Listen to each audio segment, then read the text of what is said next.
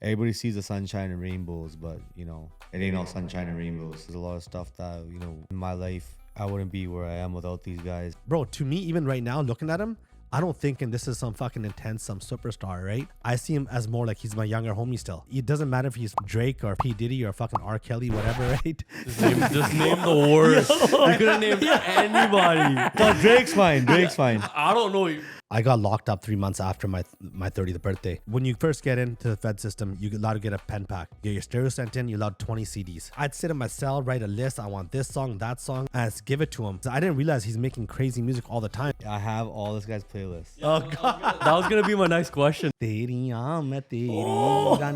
Tef was with me when my crime happened. He was a driver. He used to rap about fuck the police, fuck this, you don't talk to cops, nothing at all. But no one knows that situation until you're fucking in that situation. Yeah. Just the way Tef is. You know, the Yeah. way he walks, the way he talks. Bro, we walked in that shit. No passes, nothing. We were fucking beside the stage. How we even got that meeting, I don't even know how the hell we got that meeting. He had a few drinks before we went to that meeting. I'm fucking panicking now. I'm like, yo, I'm like, how the hell? We're about to do like the biggest deal of our life. A lot of time I get frustrated as well too, because I'm like, fuck, I'm locked up here sitting inside. I'm like, you're outside, you're my bro. At least let be healthy so you can get success, get things going, stuff like that. He's like, bro, he's like, me and you can go partners in fucking IMM. I go, what's the plan? He's like, man, I got Intense. We got Deep Cold in Texas. We got Sunny Brown from Seattle. We got Kamala Punjabi from Texas. So I put some money up from prison. And then fucking I put some paper up. He put a bunch of paper up. I actually didn't even graduate from my school. You didn't strike me as someone that didn't finish high school. Like, No, but I finished high school. Can I ask why you got kicked out? I got kicked out for being too smart. Oh my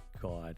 Now What let are me you tell trying to say, bro? let me tell you why. I got everything premium. You know, I have YouTube Premium. I don't like ads. I got Spotify Premium and I got my Apple Music. Do you have Grinder Premium? You're the sick fucks. So what kind of music do you like making? Like, you know, chill music, happy music, like bumping music, beef music, or in my case, lovey music?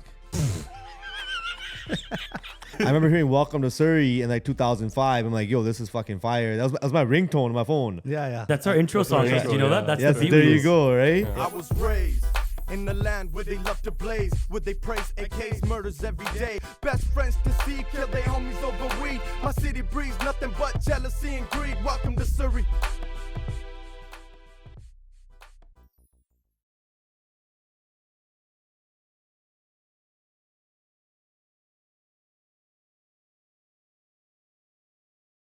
All right, welcome back to another episode with a very special guest. I'm a little starstruck, I'm not going to lie. This is the biggest guest we've ever had on the show. Mindy likes to think he's the biggest, but hate to break it to you, pal. I'm the biggest head. We were just using you to get to Intense. That's it. We finally made it. This is our last episode, guys. Yeah, that's it. The last one, right? Yeah. No, but anyways, Intense, welcome to the show. Thank you for having me. You are very kind to make it to this neck of the woods this far. I didn't have much of a choice here. Yeah. So I don't think it'd be me. I should not be the one to be introducing you. So I'll pass it over to Mindy. That's all good, man. Yeah, this is little homie Intense right here from the hood, Strawberry Hill. We go way back to 2007. Where'd we meet? Yeah. I'll let you tell a little bit about that. Was it 2007? I think it was even earlier than No, that. bro. January 20th, 2007. Why do you remember Really? the date so well? Fuck it. It's my reception. Oh. Ravi Banquet Hall. Now Yeah. the Aria Banquet Hall. So yeah, that was in January? January 20th, bro. Wow. Well, obviously you're not going to forget that.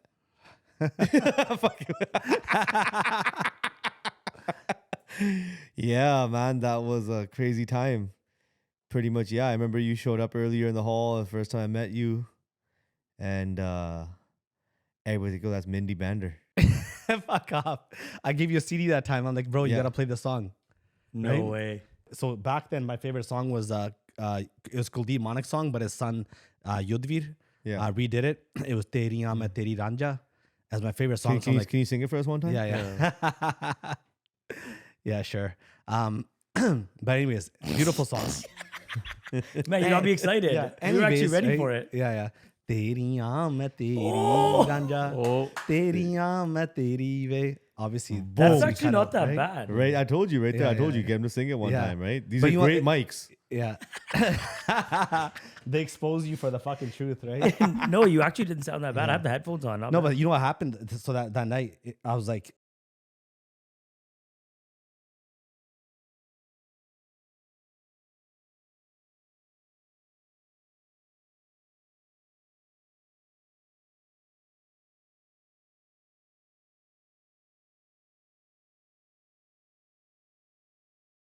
No, but you know what happened? So that night, I was like, so it was my wedding January 20th, and I met Yudhvir Manik like back in 2001. When you lost your passport. No, way before that. Oh wow. Okay. Yeah. So Yudhvir, me and him, vibed right away. Became like best bros. Like the guy's like, he's a month older than me. Wickedest guy. So witty, so down to earth, and just such a kind, authentic guy. Where it's like no just lucky, nothing at all. He's just about, hey, listen, you know what? If he loves you, he loves you, and that's it. He doesn't care about nothing else. So back and forth, whenever I would go to India, I'd always stay at his house and at Kuldeep Manik's house. And that was like my home base over there. So a lot of people don't know this, right? But Maniks are like family. Yeah, your picture is on the wall there. It is, right? Yeah. No way. Are you serious? Yeah. With Jazzy B? It's you, yeah, I think. They're when you go Jazzy B, you, there's a few family members. Yeah. So all the top-notch people that they love for, like they have when you walk in, it's like a room this size. Yeah. They have all the trophies and all the people that they actually care about on that wall. They have a chair there. Chairs too. there, right? Yeah. So back then, so I'd always go back and forth all the time to India, and Yudhvir got married in 2006. I went to his wedding. I went to his sister's wedding, and 2007 January I was getting married. I'm like, Yudhvir, I'm getting married, bro. He's like, he's like, I'm not gonna be able to come, man. I'm like, fuck. I'm like, whatever, man. I go, it's all good. I don't want to sort of I'm getting married. I don't want to sort of put pressure on nothing at all either. But it's funny because on the Saturday night was reception. Friday I went to the to Ravi Banquet Hall to basically just check it out, stuff like that, see how the setup was gonna be. And when I walked outside, all of a sudden someone gives me one of these flicks on my ear, and I look, it's Yudhvir. He surprised me. I was like, right? He goes, that's man, right? So I was like, that kind of brother he was, right? He wanted to surprise me. And so next day reception, I was like, you know what? My slow dance, I want it to be that song, because whenever I was with Yudhvir, I used to make him sing it all the time. I played it all the time, and even after to Nanak, I sang it to him all the time as well too. And I remember that night before the reception, I gave the CD to Intense, and obviously Intense like fucking looks nothing like him right now. The kid's like fucking 18 years old, just super skinny and stuff like that, just like an innocent kid, right? What are you trying to say? What are you trying to say? You know, you said the biggest person that's been in it. I thought you were talking physically. No, yeah. Oh, you're an asshole. You're the asshole. You said it, not me. Yeah, that's not cool, man. Fuck, right? Yeah. So what ends up happening was, and it was so crazy because ADHD, you never plan things out properly. There's no sort of proactive nothing at all. I was like, you just wing it. Okay, here's a CD, some of the songs I want, and played this. I'm like, play this song, bro. Plays it. So we go up for the slow dance, and I didn't realize that there's like a friggin' minute long intro before the song actually starts. So he plays it, this 1 minute intro. I remember my wife at the time. So I'll tell you one thing. Yeah. I didn't DJ your whole wedding. Fuck. Oh, Now it you're was- fucking it was trying DJ to. That's a little sus. It was bro. DJ. Yeah. It was Andy was there the whole time. Yeah. Andy did it. Then I was on the small side, and I came back after, and I finished off your wedding. Oh wow. You can't blame him now. Whatever, man. This guy. So- Hey, zero accountability. That's it. Zero accountability. But Just fucking own it. it's your fault. How did you not know that there's a freaking minute long middle part in Intro, the song? bro. You're have the to do? fucking. You're the DJ. No, but you're that fucking just goes to Intense. show Mindy and I'd say Harmol. I knew the Kuldeep Manik version. Not You the wouldn't, real you one. wouldn't screw that up. Yeah, I would. You wouldn't screw that up. 100%. You won't screw that up because you're obsessed with the song probably before you do it. So that's how you guys originally first met. Yeah. Then? That's So the first yeah. time? So I remember dancing a song. It's like this intro's so long. I'm like, fuck. It's so awkward. I was sweating and stuff like that. I'm like, yeah, you're right. And then the song started. And after that, Yudhvir was actually supposed to sing the song along with it, but he fucking chickened out last second, right? And You're gonna say chicken no. You probably asked him last second, bro. no, I probably asked in the morning of. Yeah, exactly. Plenty of time to fucking rehearse, right? But he chickened out. Yeah. Okay. No, that was a crazy reception, man. It and you was. know what? I remember at the end of the reception, Yeah. we played Welcome to Surrey, Yeah. right? Teflon Don. Teflon Don. I know And we that's also, very I cool. remember playing last song, I Love Ain't Nothing But a G Thing. Played that as well too, man. It was good times. And you know what? It was such a fun night. I totally forgot it was my own reception. I just ripped it up. It was fucking a blast, right? Just Lot like of you fucking- forgot there's a mid intro. it Oh, looked it's all adding up pretty now. wild. It sounds like it's all adding up. So then after that, yeah, I met Intense for the first time then. And then that was, so probably like what, my 30th birthday was November 24th. And I had a private party at this place called The Grid back then. So Yeah. I was talking to all the time, got his number, because I get guys' numbers all the time. That's what I do, right? And It's true. so That's so how we I- got mine. yeah, that's how I got his, right?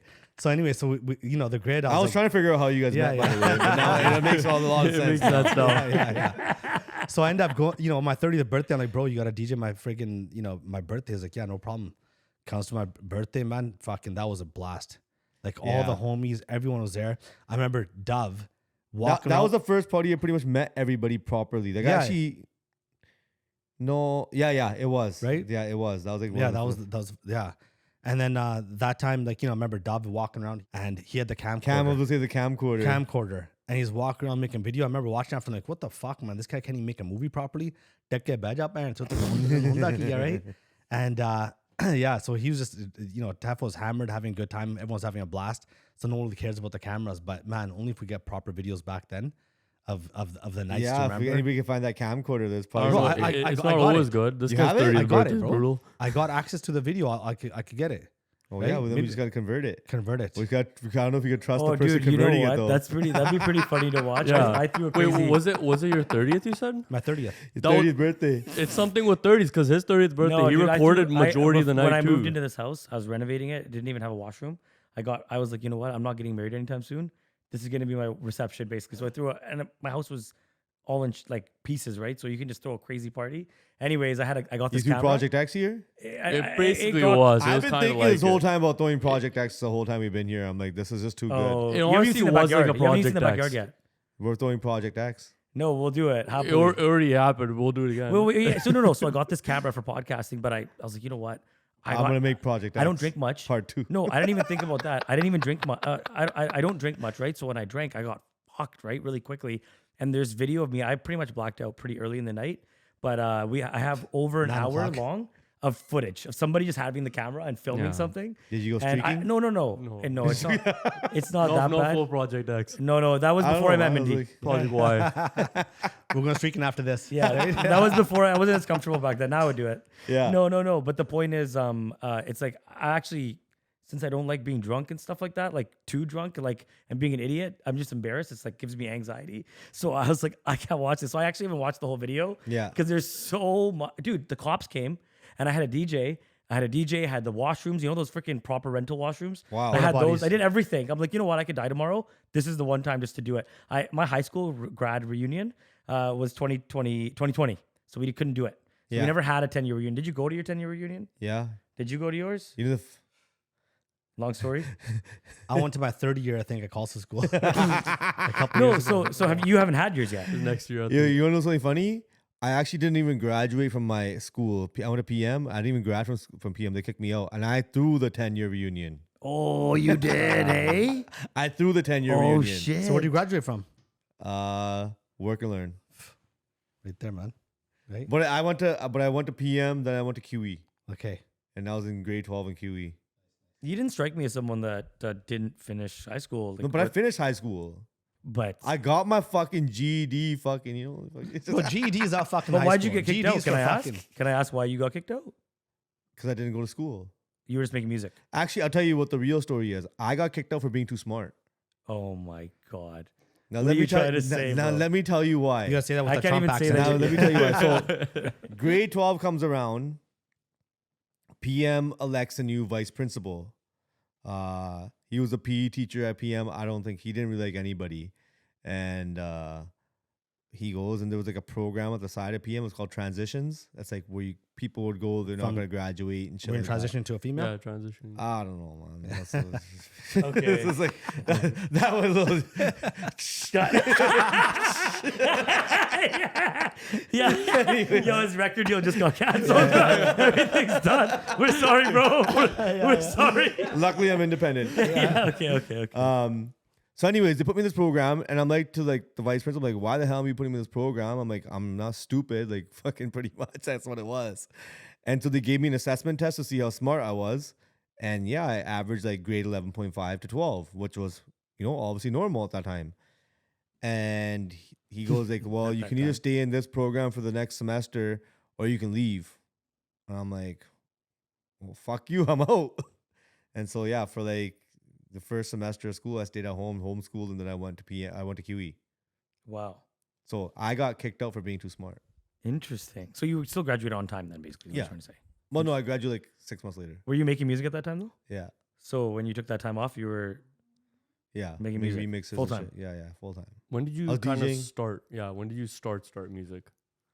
I was about 12 years old, 13 years old. I started making remixes and stuff like that. And then from remixes, like, just, you would take like Punjabi songs that people really didn't listen to that much. And then I'd mix them, make my own beats and like merge all that shit together. And that became more production based, right? And then as time progressed, met singers, local singers, worked with a lot of people locally here. And crazy. that's where it kind of began, right? And that's how I met Dove. Right? It's like I met him through like the whole this guy's birthday party scenario. Yeah. But then the connection happened, like, oh, he was rapping, he was doing his whole thing, and I was making beats and I was local, right? And so we made this connection and we started making music together.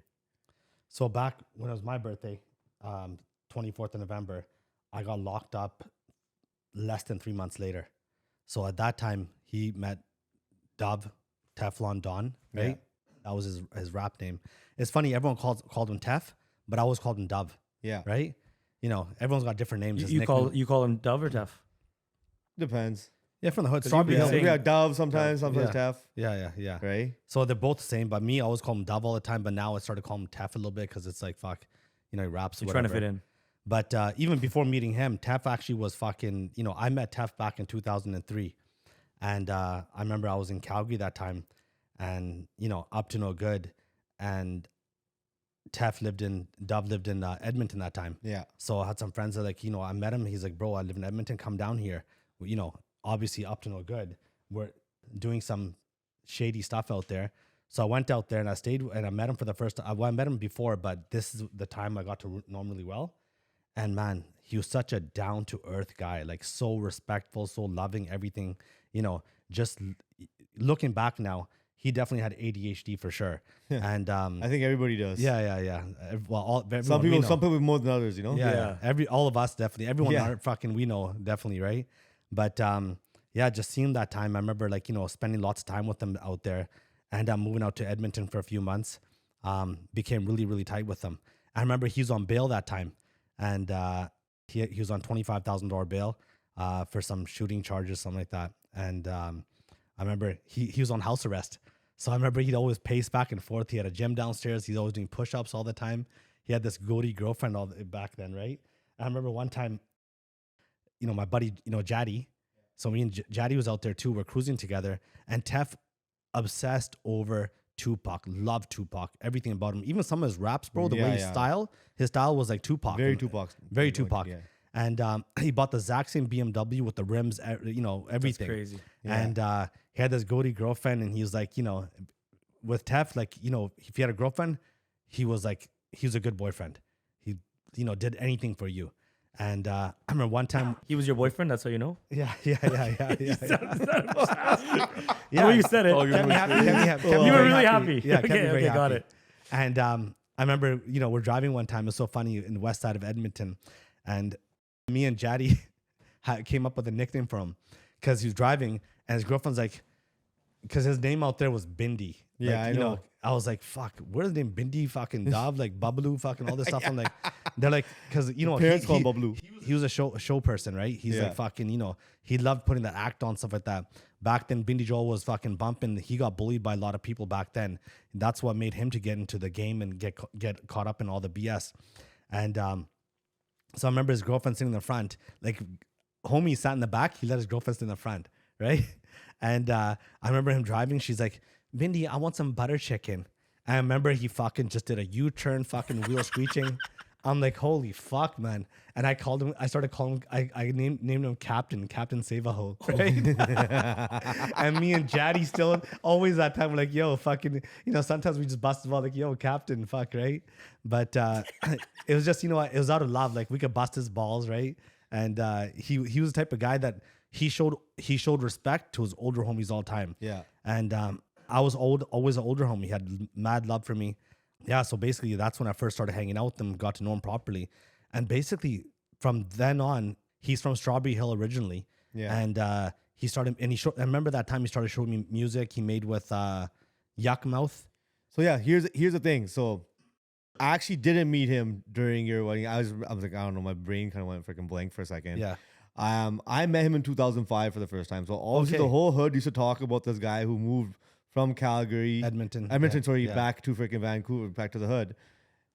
His name's Teflon Don. He's a rapper. He worked with Ray J, and Spice One, and Young. No way, Bach. really? Yeah. He had songs with all these That's guys. crazy, right? dude. And he's from Edmonton, but he's from Surrey, right? Strawberry Hill. And they're like, okay, what is he trying to do? But I remember hearing "Welcome to Surrey" in like 2005. I'm like, yo, this is fucking fire. That was my ringtone on my phone. Yeah. Right? It was like steady pimping, $100,000 cars. No, Surrey Jack was yeah, like movie star. Yeah. Yeah.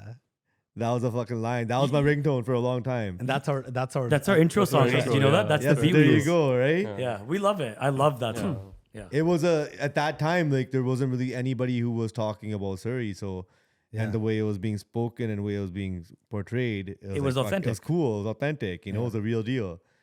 Right. So, yeah, then that's where I actually met him. And the funny thing, that's where I met Sonny Brown for the first time too. Oh, wow. So the concert I was DJing for, it was Ballysagu in Bohemia, but Bohemia didn't make it over the border. So Sonny Brown and some other guy came. That was the first time I met Sonny Brown. And Tef was there. And that was the first time I actually met Tef in person. And I think all you guys were probably there too. For No, I know I wasn't there. you weren't there? No. A bunch of the guys I was were there. probably in India with Maybe. Yodhvir, right? Yeah. Yeah. But a bunch of people were there at that time. And yeah, so that's when I first met him. And that's when I was like, okay, I see what the whole scene is. Sonny Brown, first time I met him there. He was rapping, doing his thing. And like everybody just slowly at the end of it started becoming connected, right? Did you feel like super like excited to be seeing these people? Like, what was your? 'Cause you I were new to the was music scene, right? 2005, bro. I'm in grade 11 in high school. But you were trying to make it too. with I'm music. I'm a DJ. I'm making little beats and shit here and there. I'm like wherever I can fucking put my anything at this point. I didn't have any singers or artists I was working with. I was just making remixes. So anywhere I can get in with, I was like, yo, like locally especially, there's fucking nobody. So yeah, we like created an industry, right? He was doing his thing, and then eventually, because like I said, after like his wedding and his birthday and stuff like that, I started connecting to everybody, and I started making all friends with everyone. You know, there was him, there was After I, you know what I mean, another buddy of ours, and like just so many people like locally that we started connecting together and making music together. Yeah. I think, you know what? I got locked up 3 months after my 30th birthday. Yeah. So I was sort of out of the scene. But Tef was with me when my crime happened. He was a driver. So what happened after that was I get arrested. He ends up catching a lot of flack. Because in my case, he ended up making a statement. But the statement he made was not intended to save his own ass. But it was like, you know, but when you look at it from sort of a perspective in the game, it was like, yeah, you don't talk, you don't say a word, you keep your mouth shut. But what ended up happening was he used to rap about fuck the police, fuck this, you don't talk to cops, nothing at all. But no one knows that situation until you're fucking in that situation. Yeah. And what ended up happening was no one walked in his shoes, and he never walked in that situation before either. And looking back now, like, you know, I remember even before going in, like I was with Tef all the time. I had my own bedroom there. Like it was like my friggin' pad. Like, you know, his parents were living in Edmonton that time. He had the whole house to himself. Sonny would be here all the time, his brother, great guy. And it was just like, it was a place where we just all chilled. It was a party pad.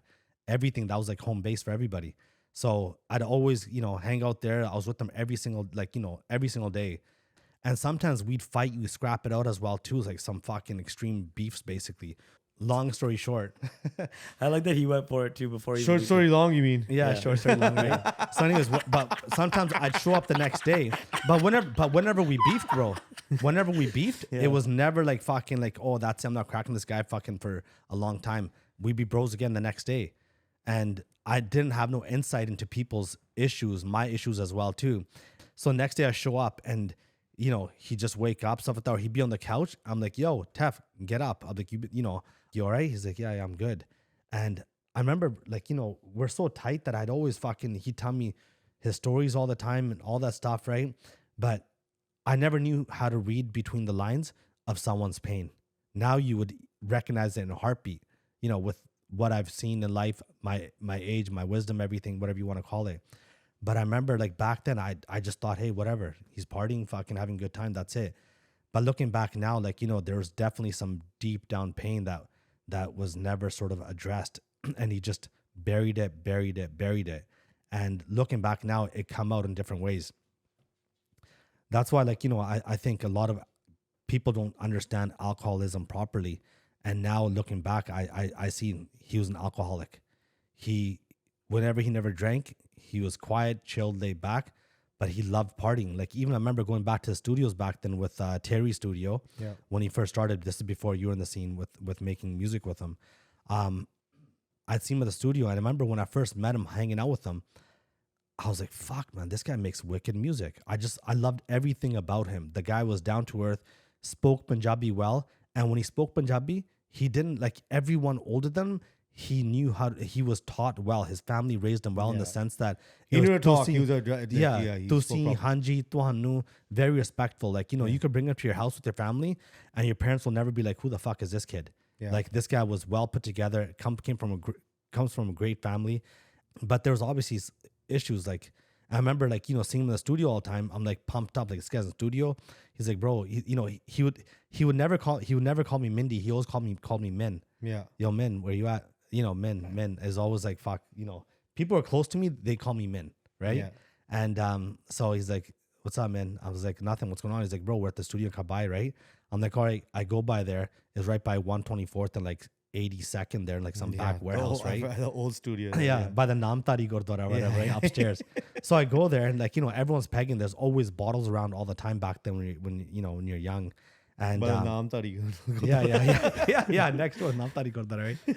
And I was like, but he'd be in the studio, and I was like, he was great at making connections, everything, but he couldn't just turn on this recording. He had to be in the mood. He had to be in everything. But when he was in the mood, bro, it was just straight focus. It was like, man, he was like, he'd start doing writing, lyrics, everything on point.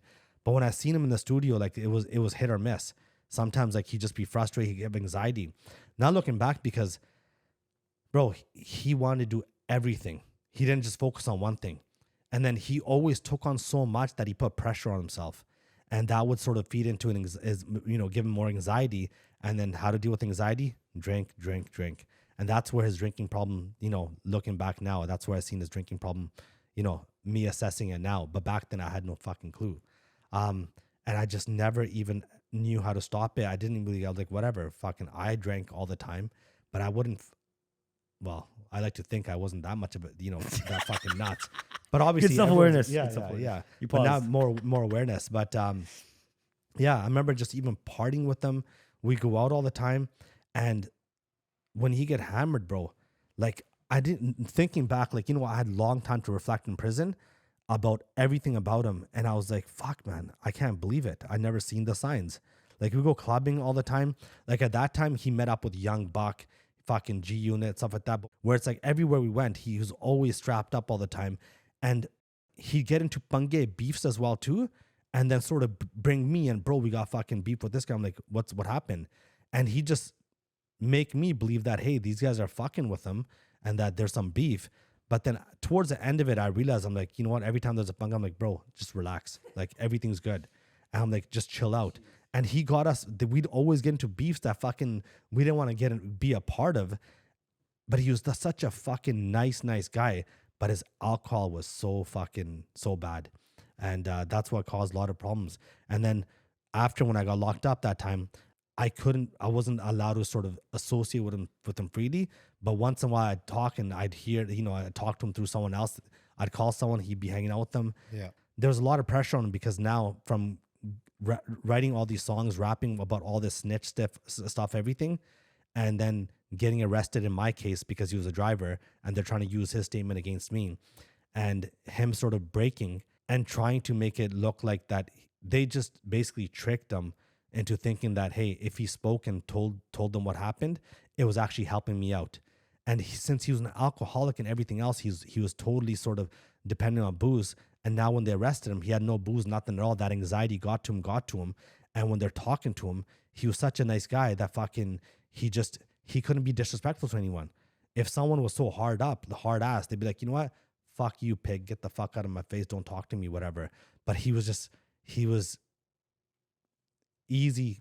You know what I You've mean? seen it. So what ended up happening that time was he ended up making a statement and they basically let him go. And then now he goes out, meets with friends of ours, and he's like, yeah, man, you know, Mindy, basically saying Mindy's done, fucking this, that, blah, blah, blah. He's like, man, what I said is going to help him because it shows to a self-defense case, right? But obviously they're like, why would you make a fucking statement? So now that part of it, now people calling him snitch and everything, that really fucked with him big time. And while I was locked up, his alcoholism got worse and worse and worse, because now is like, you know what? You're in your 20s. You've sort of built a reputation on not talking to cops, nothing at all. Even his enemies respected him. But now they're like, yo, man, you're a fucking snitch. You know, you're a fucking idiot. Why would you do this? And my friends even would try to talk to me like, yo, man, that guy fucking snitching you out. And I was like, bro, I've read the statements. I've read everything. I know the case. I know him inside out. I know this was not done with malice or to protect himself. It was done because he was actually believed that he was helping me out. And that's what it was for. And now he's getting backlash for it. And I was a little bit fucking naive that time too. I'm like, oh God, you know what? Everyone's calling me a snitch. Maybe I fucking, you know, I have to, you know, just listen to everyone. I had my own voice, but I was still going through that transformation of maturity from being like, no, I want to fucking love and fucking, you know, still be bros with someone. That's on me. Like, I don't need to fucking listen to the popular fucking demand out there, whatever people are saying. And eventually I started sticking up from like, bro, I know the whole case. I know who fucking did what, who said what. I know who did it, you know, said what. I know who fucking was protecting me. I know who was fucking, what their intentions were. It's clear as day. And did people believe you? And was he doing anything else to warrant this type of, like, is it just that they were? Yeah, that's saying, it. It was just my thing. That's it. Because of just, and you know about this too. Like, you've heard about this from your side. Everyone does. And you know what? Even though he won't say it, but I knew. I just fucking knew. I like, you know, I was inside. I was doing my time, and I seen fucking the transformation with him. What was going on? I remember back in 2010. I guess he moved to. Well, after that, soon after, he moved to Quebec and to Lévis. His dad owned a hotel out there, and I talked to him here and there. I remember he came out with music that time. He's like, bro, you know. Yeah, he's working. So he worked with those French dudes over there. Yeah, they record all his music and send it over to me. Yeah. And then what ended up happening was I remember, like, you know, told me about 3 Sings, and he got locked up. He quit drinking that time too. Yeah. He was off the booze for a long while. Because he got hospitalized. I heard about his hospitalization. They're like, yo, this guy just about died. And I thought nothing of it. I'm like, well, everyone says just about died, but I couldn't really. I didn't put much weight to it because I was like, oh, okay, you know what? Whatever. I didn't really process it. I'm like, he's alive. He sounds well. Like, it couldn't be that bad. But, you know, looking back now. So what ended up happening that time was cops arrested him. He got charged. And then he came to prison and he was on a different unit because he was a witness in my case. They wouldn't put us in the same unit. But he talked to me by the door. He sent me kites, like, you know, writing, stuff like that. And I was like, fuck, man. I love for the guy. I everything that happened with me and him, I knew the truth. And I have a better understanding of what happened because it's my fucking story to tell. You know, everyone could put their own conjecture into it and say, hey, this guy's fucking this guy's that. I really never have cared. I like, you know, some of my friends even told me after, like, yo, what the fuck is wrong with you? I'm like, I don't argue with them because you can't argue with your fucking own friends. They've made up their minds. But I know who he was in his heart and I know how I felt about him. And what ended up happening was I remember he was in Quebec. I talked to him all the time. He'd let me talk to fucking his friends out there. He's like, yo, talk to my friend right now. Like, yo, what's up? How's it going? And he always showed, like, you know, like the first time I met him, showed me mad love, mad respect, and always, like, you know. And that's when he started making music. I couldn't hear it. But one time I told the guard, I'm like, yo, man, I go, you know, he's cool with me. I'm like, can you play I go, check out the song. And he fucking went on YouTube and he just played in the background. I listened to it. That was one of the songs that got released with 3 Sings. Yeah. And it's not bad. It was one of his original, you know, he started off there. But then as time progressed, I get convicted. I talk to him all the time. And because I was always like, you know what?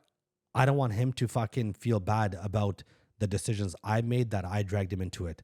I never went to in his situation and got fucking made some, you know, and end up getting locked up. I dragged him. He was sleeping that night at home. I woke him up, brought him into my situation, and ended up fucking, basically causing a lot of stress for him. So I felt that guilt as well too. And I basically used to talk to him all the time because I wanted him to feel good about himself. I believed in him. I believed in him just like I did when first day I met him. I'm like, this guy's a good rapper. He's got so much potential. And he was the type of guy who could go anywhere in any fucking room and network, and people like, yo, this guy fucking, they show mad love. He was the type of guy, he was so fucking spontaneous. If, he'd make like 25 grand or 30 grand, he's not going to be like, okay, I'm going to fucking stack it. He's throwing a fucking boat party, right? That's how he was. And it was like, not like, hey, $50 a ticket. It's like fucking booze, fucking boat, everything, go downtown and fucking everyone meet at this time. And it was a 4-hour boat cruise. Yeah. It was fucking hilarious. I was like, bro, like, you know what? Just fucking chill. You don't need to fucking blow cash all the time. But that's how he lived. Fast life, fast money. Enjoyed life. He fucking didn't care. Like, he didn't give a fuck. And that's how it was, man. Everything he did, if he was invested into, he fucking did it with his whole heart. And then when I used to talk to him all the time, he's like, bro, I'm working with, Intense. I'm like, oh, that's fucking awesome. I go, he's a talented kid. After, the party at my birthday is like, he was just a DJ back then. And, I heard some shit. I'm like, bro, that's awesome. And then he's like, yo, have you heard of Yo-Yo Honey Sing? I'm like, no, I've never heard of Yo-Yo Honey Sing, right? And, to me, I was like, fucking Jojo Honey Sing. I'm like, what kind of fucking, who the hell's that? He's like, bro, this guy's, Mafia Mindy out in India. He's like, I'm hooking up with him. This guy was the type of guy, he could find out anybody and get people top-notch dogs into the fucking boardroom. That's how he was, right? He knew to talk. So like, yeah, like at that time, so like you're saying, like all that freaking like the honey stuff. Yeah. So pretty much you got the whole background, the backstory of his whole scene, and like how the music kind of went and connected into this whole thing. So like, I was working with Tef, Deep and Sunny. They had a group called Three Sings. Tef was doing his like solo stuff. I released a couple of the songs that he had done with like Spice One and Yuck Mouth. We released those. And then we're just taking all the music that he had already made with those guys and trying to put together all that stuff done, along with working with Three Sings, which was Deep Cold, Sonny Brown, and himself. And so from there, then he's like, look, let's take all these artists that you're working, because I was working like GS Handel, Aris Jahan, and like Joop. I'm like, I have all this Punjabi music I made. Let's take it to India. Let's go and try to, get a deal and get it into a bigger audience. Because like I've been with Honey guys, I've been seeing what's happening with them. I kind of have the connects, and we could kind of figure this out. So we went off to India. There was like fucking 17 of us. All this content, all this music, and we started shopping it to different labels. And like Mindy from inside like facilitated like a meeting with like Speed Records. I remember through Jazzy B. Yeah, through Jazzy B and them, and like that's crazy. Yeah, like think about that, man. So how like, did you even make that happen? Because Mindy knew all these guys, like through Yudhvir and all of them, right? Like he made all these friends over the years. Gippy Greywall, all of them, like they've been friends of his from all these years. And so yeah, he was able to make a couple phone calls and get a meeting in, which he did, right? And so we met with him. That didn't really work out with Speed. So then we went off to Bombay, and we were like gonna go have a meeting with Universal there, and we ended up meeting with Universal there. But like, we're talking about Tef and like how we even got that meeting. I don't even know how the hell we got that meeting, but he had a few drinks before we went to that meeting, and it was me, Joop, and him, and I'm like, I'm fucking panicking now. I'm like, I'm like, how the hell we're about to do like the biggest deal of our life, and like how I don't know how do we go with this guy? How old were you? Sorry, at this time. How old? Maybe 24. Okay. Right. So still pretty young. I was young, yeah. And so we go into this meeting, and we're sitting there, have my laptop ready and have my music ready. And this guy fucking walks in and he sells the fucking show, dude. I swear, I've never seen this happen in my fucking life. It's the first time. This guy walks in there. We're in a boardroom with all these A&Rs and executives. And he's like, I got 17 fucking artists. They're the best artists you ever heard in the music industry. He's like, Intense, put the fucking beat on right now. So I put the song on. I put on one of the songs, and like he's in there, he's vibing, he's having a good time. These guys are in India. It's the first time we're in Bombay and like, meeting people in India. They don't know what the fuck cool is. They don't know nothing. They see this guy, he's like an American style artist, and we're playing this music that they never heard, and they're just like, holy fuck, this is insane. Like, what the fuck is this, right? little do they know that this guy's fucking been drinking all fucking night and he's fucking, I don't know, you know how he's functioning right now. But he walked in there, he sold that shit, we got a fucking deal. So think about that. He knew to navigate that whole scenario. It was fucking crazy. Did they ask a lot of questions and stuff, or was it more just they were impressed? They were just like, what the fuck? Like, this They were is just in insane. awe. They've never heard music like that. You know what I mean? Like, we're bringing like different sounds to an area that's never heard these. Like, their biggest connection to Western sound at that point was Honey Sing or whatever they heard on the radio. But they didn't understand English music, right? They just want to be cool, right? They're like, they didn't get it. Most people there, at least the executives, are all older people, right?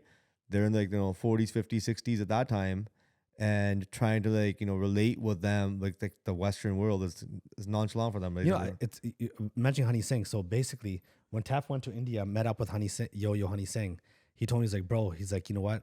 Yo Honey Singh, this guy's fucking Brown Rung album came out. There was a super smash hit. Yeah, International And- Villager. yeah, That was a crazy yeah, thing, man. that He was really amazing. changed the sound and the whole Yeah. perspective in Yeah. India when It it was came to crazy, music. Yeah. And he sent Yeah. it to me. He's like, bro, he's like, I'm in with these guys. And he goes, this guy's going to do an album for me.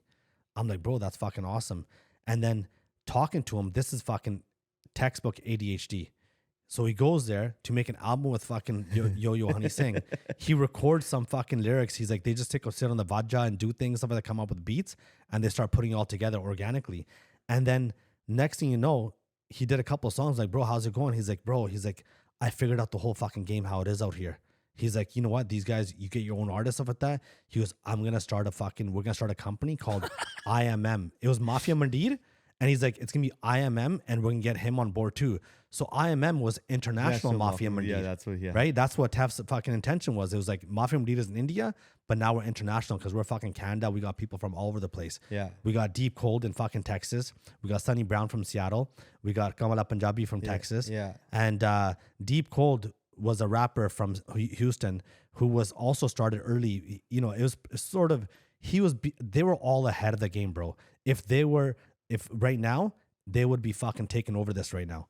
It would, like, they were super man. talented. Rest man. in peace, man. Yeah, Fuck rest both in these peace, guys, right? man. So Fucking- we'll talk about that story as well too.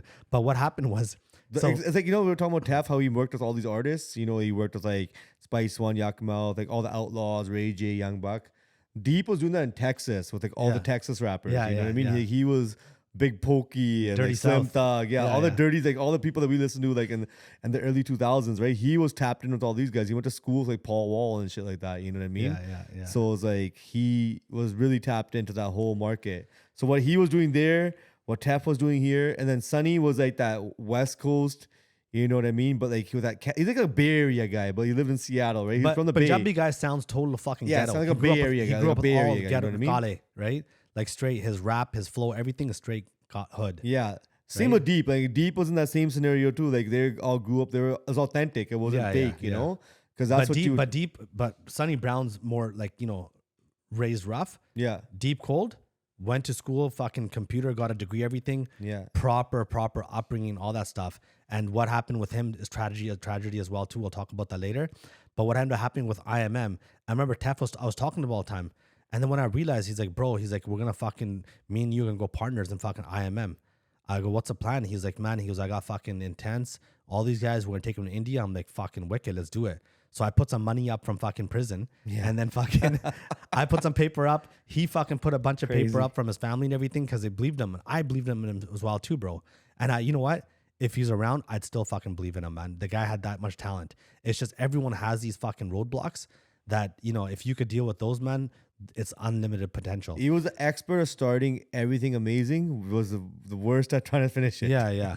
That's typical textbook ADHD right Yeah. there. But it sounds like with IMM, it did become something. But the thing is, like, a lot of us became successful out of that. You know Yeah. what I mean? Like, well, me and like Ikka the most, I would say. Yeah. We went, and like, everybody was connected to something. So like Deep Cold and Kamala Punjabi. Kamala's wife is Mika Singh's niece, right? And like her brothers or two rappers were Goran Manpreet Singh. They're From Desi Delhi. hustlers. They're all from the Mendi family. You know what I mean? Diljit Mendi, Mika Singh. They're a very, very elite music family. And so these guys are all connected into that. And like through those connections, we ended up meeting like people in Bombay. We met Mika. I started working with them. Me and Deep started doing like Bollywood stuff. And like, then we like really fucking penetrated that whole industry like crazy because we're just these fucking kids. Well, I'm just this kid from Surrey. And now I'm like, I had like a game plan of going from here to like go to England, then go to Punjab, and then go to Bombay maybe like 10 years down the road. I was like fucking like instant fucking jump, you know what I mean? Yeah. Didn't even do any of that. It gave you the confidence as well too. Like, fuck, you know what? We could get out of the hood. We'd have to just stay in Surrey. That's it. Bro, like, look, at the end of the day, we weren't living lavishly while we were in India, man. Like, it was difficult. But, like, I remember it was like the MTV, first ever like MTV Music Awards, something like that. Some crazy shit was happening in Bombay. We had no tickets. Honey Singh was performing. We literally, I don't know how the fuck we got there, but just the way Tef is, the way he walks, the way he talks. Bro, we walked in that shit, no passes, nothing. We were fucking beside the stage. There's like, these guys must be fucking important. These guys must be some crazy sort of artist or something. Like, they don't look like they're from here. So, like, yeah, like, he was good at navigating shit like that. It was pretty fucking cool. And he always did stuff under pressure. Like, there's always financial pressure. He figured it out. Figured out stuff like that, and he'd be stressed all the time. And that's also contributed to his drinking as well, too. And I think with the Yo-Yo Honey Singh, he gives Yo-Yo Honey Singh $100,000 to do an album with him. And Honey Singh was on top of his game back then. But I think what happened was Tef, he ended up fucking basically shooting himself in the foot because now he's like, yo, IMM, International Mafia Madrid. Because he did at that point, he's like, look, I told Honey, keep that money. Just give me your fucking management and your resources to help me start this shit. And they agreed. Obviously, fucking who wouldn't, you know what I mean, at that point. But they did help, you know what I mean? Anoop fucking tried to help with some shit. Him and Honey, they had their whatever scenes. I don't really know. Yeah. We met him a few times.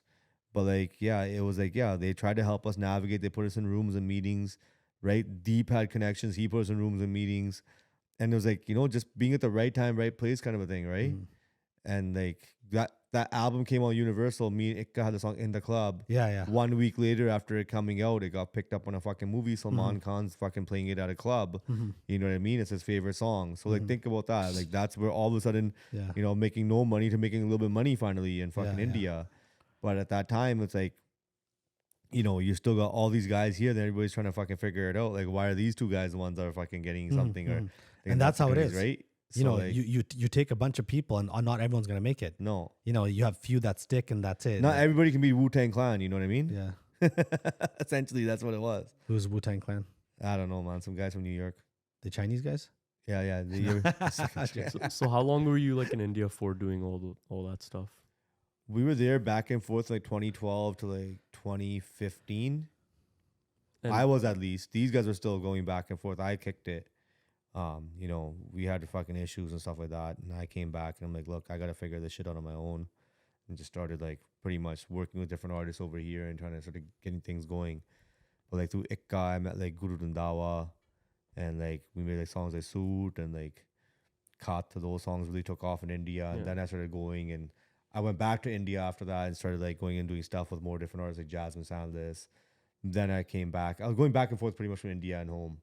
And like Karnaj lived here in Burnaby. So like I made a connect with him over a DM. I'm like, yo, like I heard you wrote a song called Range. Like I got like these other artists. I was working with AK, who was like really killing it at that time. He had the song Mundai Phone Varga, which is a big song that time. And then Guru Randawa. And then then I was friends with Sandeep Rehan, who manages Karnajla now. And he had another artist that he's like, I'm looking for lyrics. So I was like, yo, I got this guy named Karnajla. I met him. I'm like, he's got lyrics. Let's fucking get your artist some lyrics, try to design some songs.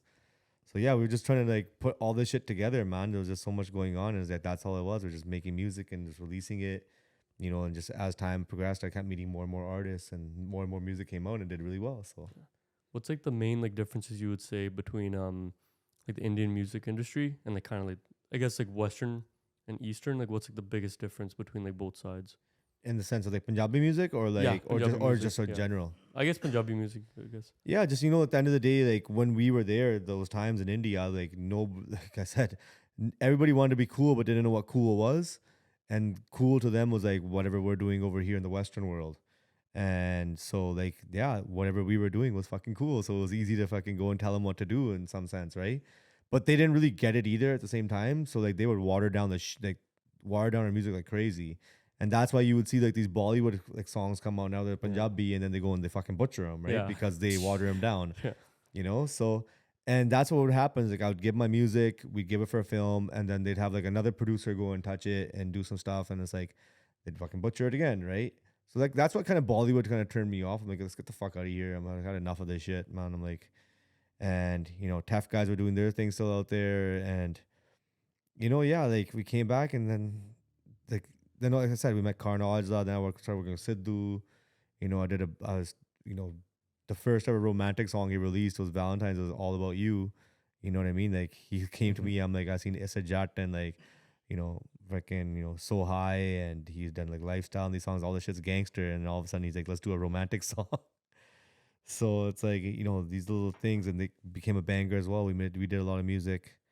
Yeah, man. You did, the journey's there. You guys know the journey, but it's like so sorry, go on. So back to the, you know, like you say you came back, and so they were there from like 2012 India. That's when Tef went out there rocking it hard with IMM, with Yo-Yo Honey Singh, and like talking to Tef all the time. Like I used to talk to him every single day. Like I was spending $400 a month on fucking phone money, you know, recharging my card just to call him all the time. And he'd been in India, wherever he was, he always answered my phone. But at that time, I realized he had a drinking problem.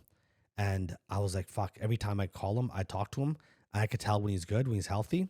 But as soon as he had one drink, I could tell right away. I was like, bro, you've been drinking? He's like, no, bro, I haven't been drinking. I'm good, man. And then I'd sort of snap at him, but that didn't really help either. So I was like, fuck, man. I was like, what the fuck is wrong with you? That kind of stuff. But an alcoholic, you don't fucking talk to him like that. You don't fucking, you know, shame them or fucking ask them what the fuck is wrong with them. Instead of me trying to be more compassionate and be like, hey, bro, it's all good. I do that sometimes. But a lot of time I get frustrated as well, too, because I'm like, fuck, I'm locked up here sitting inside. I'm like, you're outside. You're my bro. At least be healthy so you could fucking, you know, get success, get things going, stuff like that. And then I started talking to everybody as well, too. I talked to you. I would talk to, you know, I picked up and left. Yeah. You know what and I mean? then I couldn't I handle it sensed the anymore. frustrations because he'd go into boardrooms and he'd fucking kill it. But then sometimes he'd go into the boardroom and it'd just be fucking, the alcohol would be fucking bad. He had no qualms about fucking, you know, when you get worked up, get frustrated, money's not coming in, or the deal didn't go through. They're trying to sell beats and think that people are fucking being dishonest. And people who are alcoholics, bro, they start like, you know, just like drug addicts. It's like you start getting delusional. And now you think people are plotting against you. So a lot of things are in your head. It's not reality. And then he fucking mouthed people off and didn't know how, he didn't have that emotional intelligence because of alcohol. Other than that, he was fucking great. But when the alcohol kicked in, he was a different beast. You couldn't fucking, good luck controlling him. Yeah. And that's what ended up happening. A lot of people just started like, you know, and I started through Tef, I met Deep Cold. Deep Cold was another artist from the Three Sings. He's from Houston, Texas. I want to talk about the tragedy there as well too.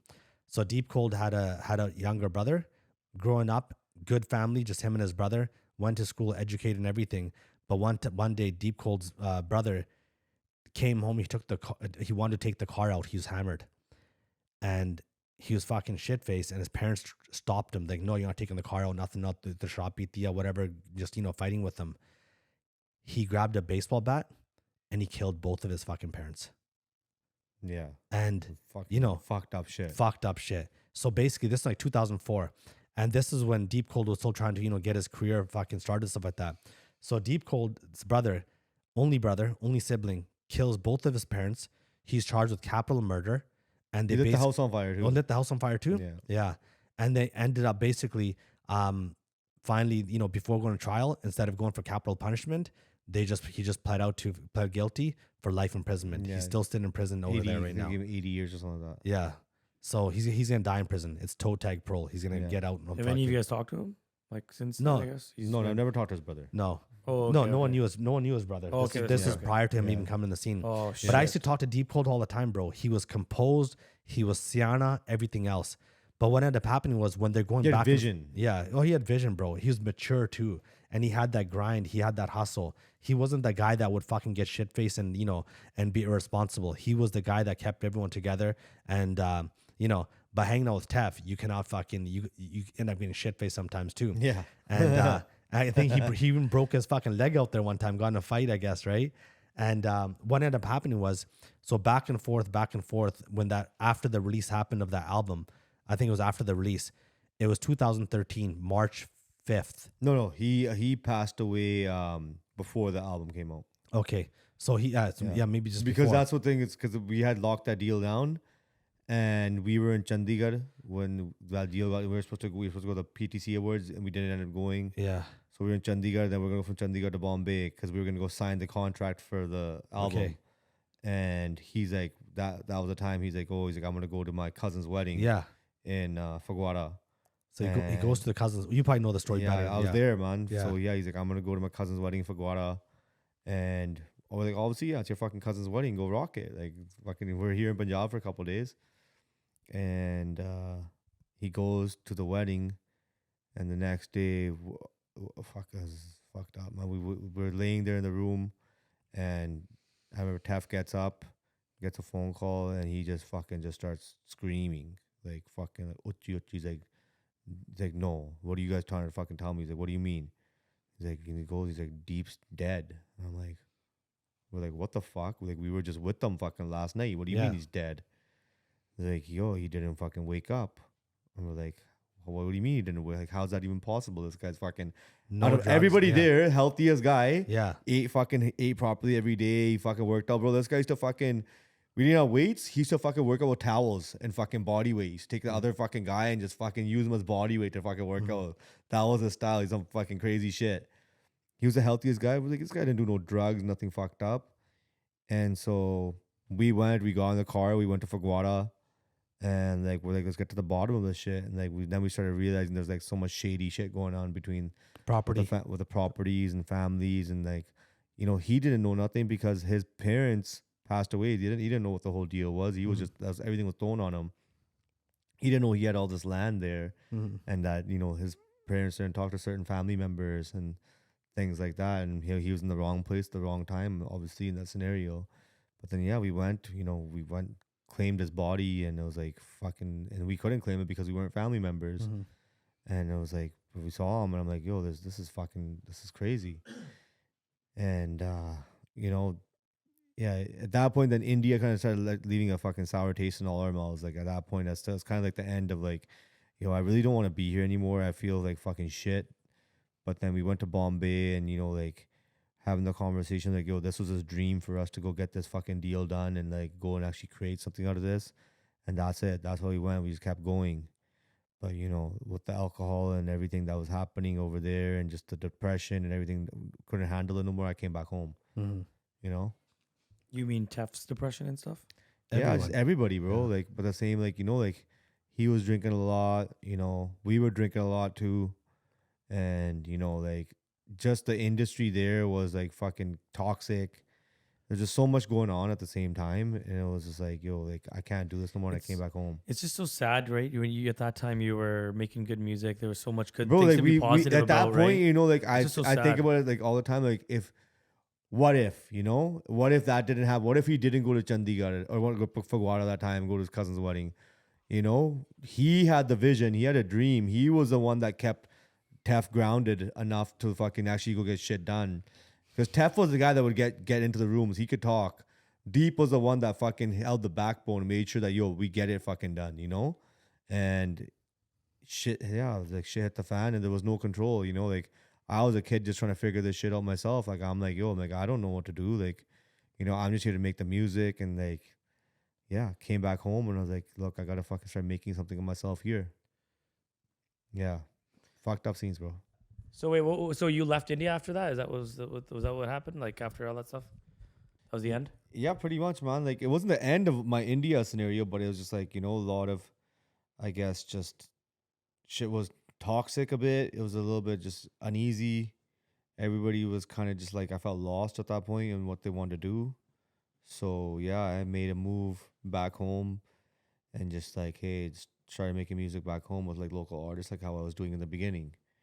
And I just went back into DJing and stuff like that. I used to do like a lot of weddings. It's like I said, about the whole wedding scenario. But that was when you were 18. So you were. I've been DJing since I was like 12, 13 years old. No way. Yeah. What was the last gig you did as a DJ?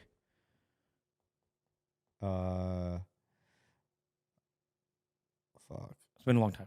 No, I did like recently, but I'm just trying to think. Like, okay. So it was recent. What counts as a DJ? Like, some of like my friends' weddings have happened. Well, recently, if you just like, go up there just to put your hand up and put a couple I put like of 3 songs on and kick it.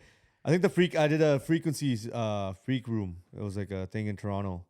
No way. Yeah, I did like. I watched that podcast with them, eh? Yeah, I was like, that's what I was talking about. Frequency Friends, but I watched that podcast. That was a funny podcast. I'll give you that. I learned a lot about you that podcast. Fuck. Alcohol. Anyways, you were saying, so you DJ'd for them. Yeah, I did that. I did the Freak Room thing. There was Punjabi Hit Squad, a couple of the DJs from Frequency, and then I was on there. I did a surprise set. I haven't DJed in a while, so I was like, let's do some cool shit. Like, you ever seen a Boiler Room? Yeah, yeah, yeah. It's like Boiler Room vibes, you know Oh, what I it's mean? awesome. So yeah, you can see Boiler it on Room's you so check it on fun. YouTube. It's fucking pretty cool. Yeah.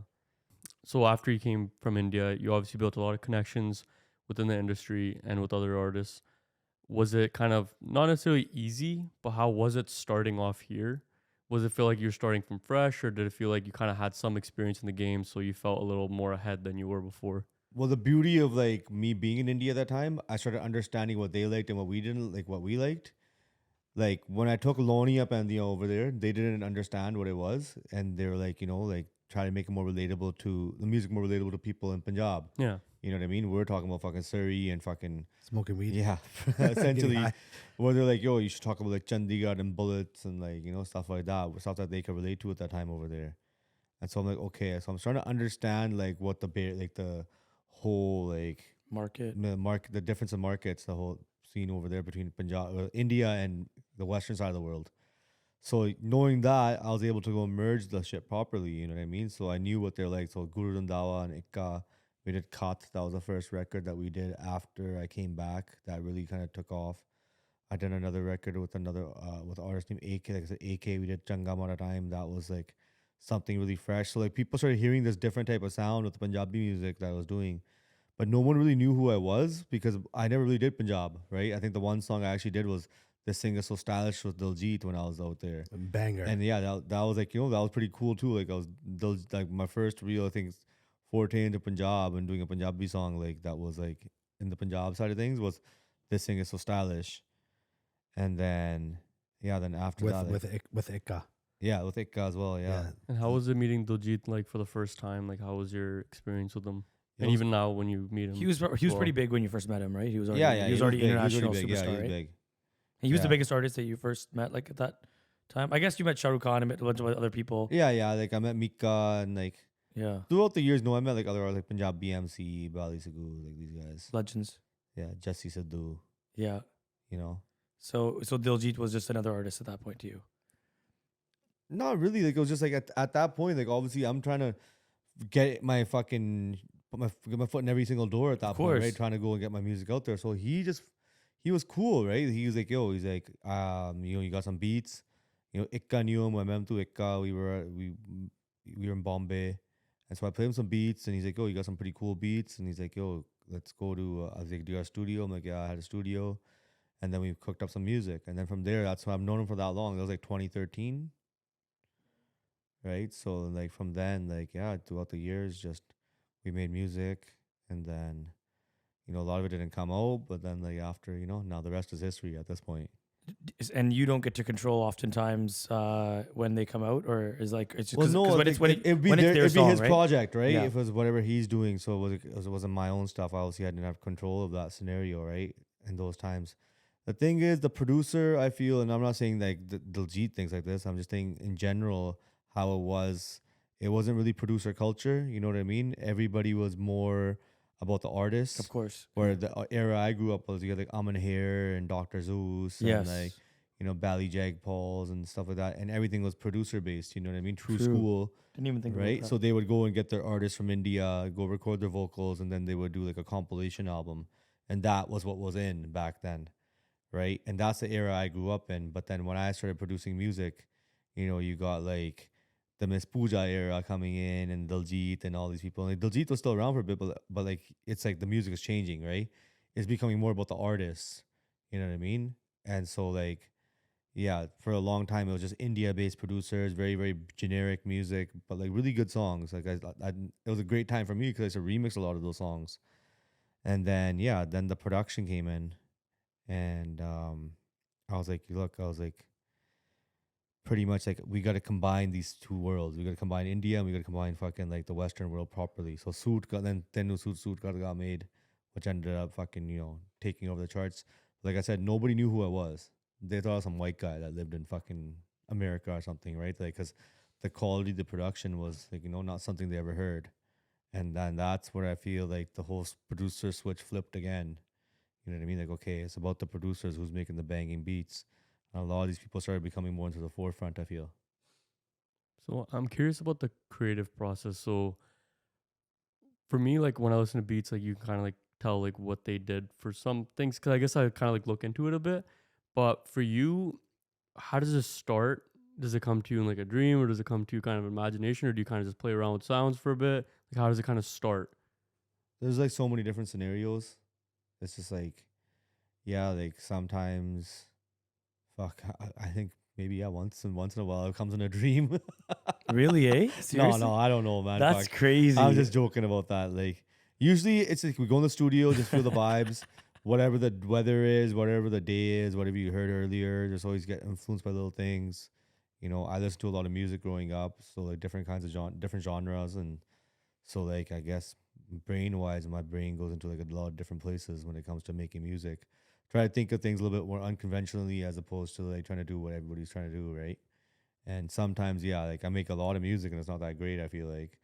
But then, you know, you get that one or two that comes out and you're like, all right, this is the one, you know, so it's pretty cool. Because you had a very different sound than a lot. Because I remember like even more like recent memory, like the way you make your beats and the way the sound is, it's unlike anything Punjabi music's ever had. Yeah, no, 100%. Ever. Like it's so different. It has like a old spin, but also it has a current modern spin to it as well. And that's why I think it works so well with like every generation. I feel like everyone likes the music.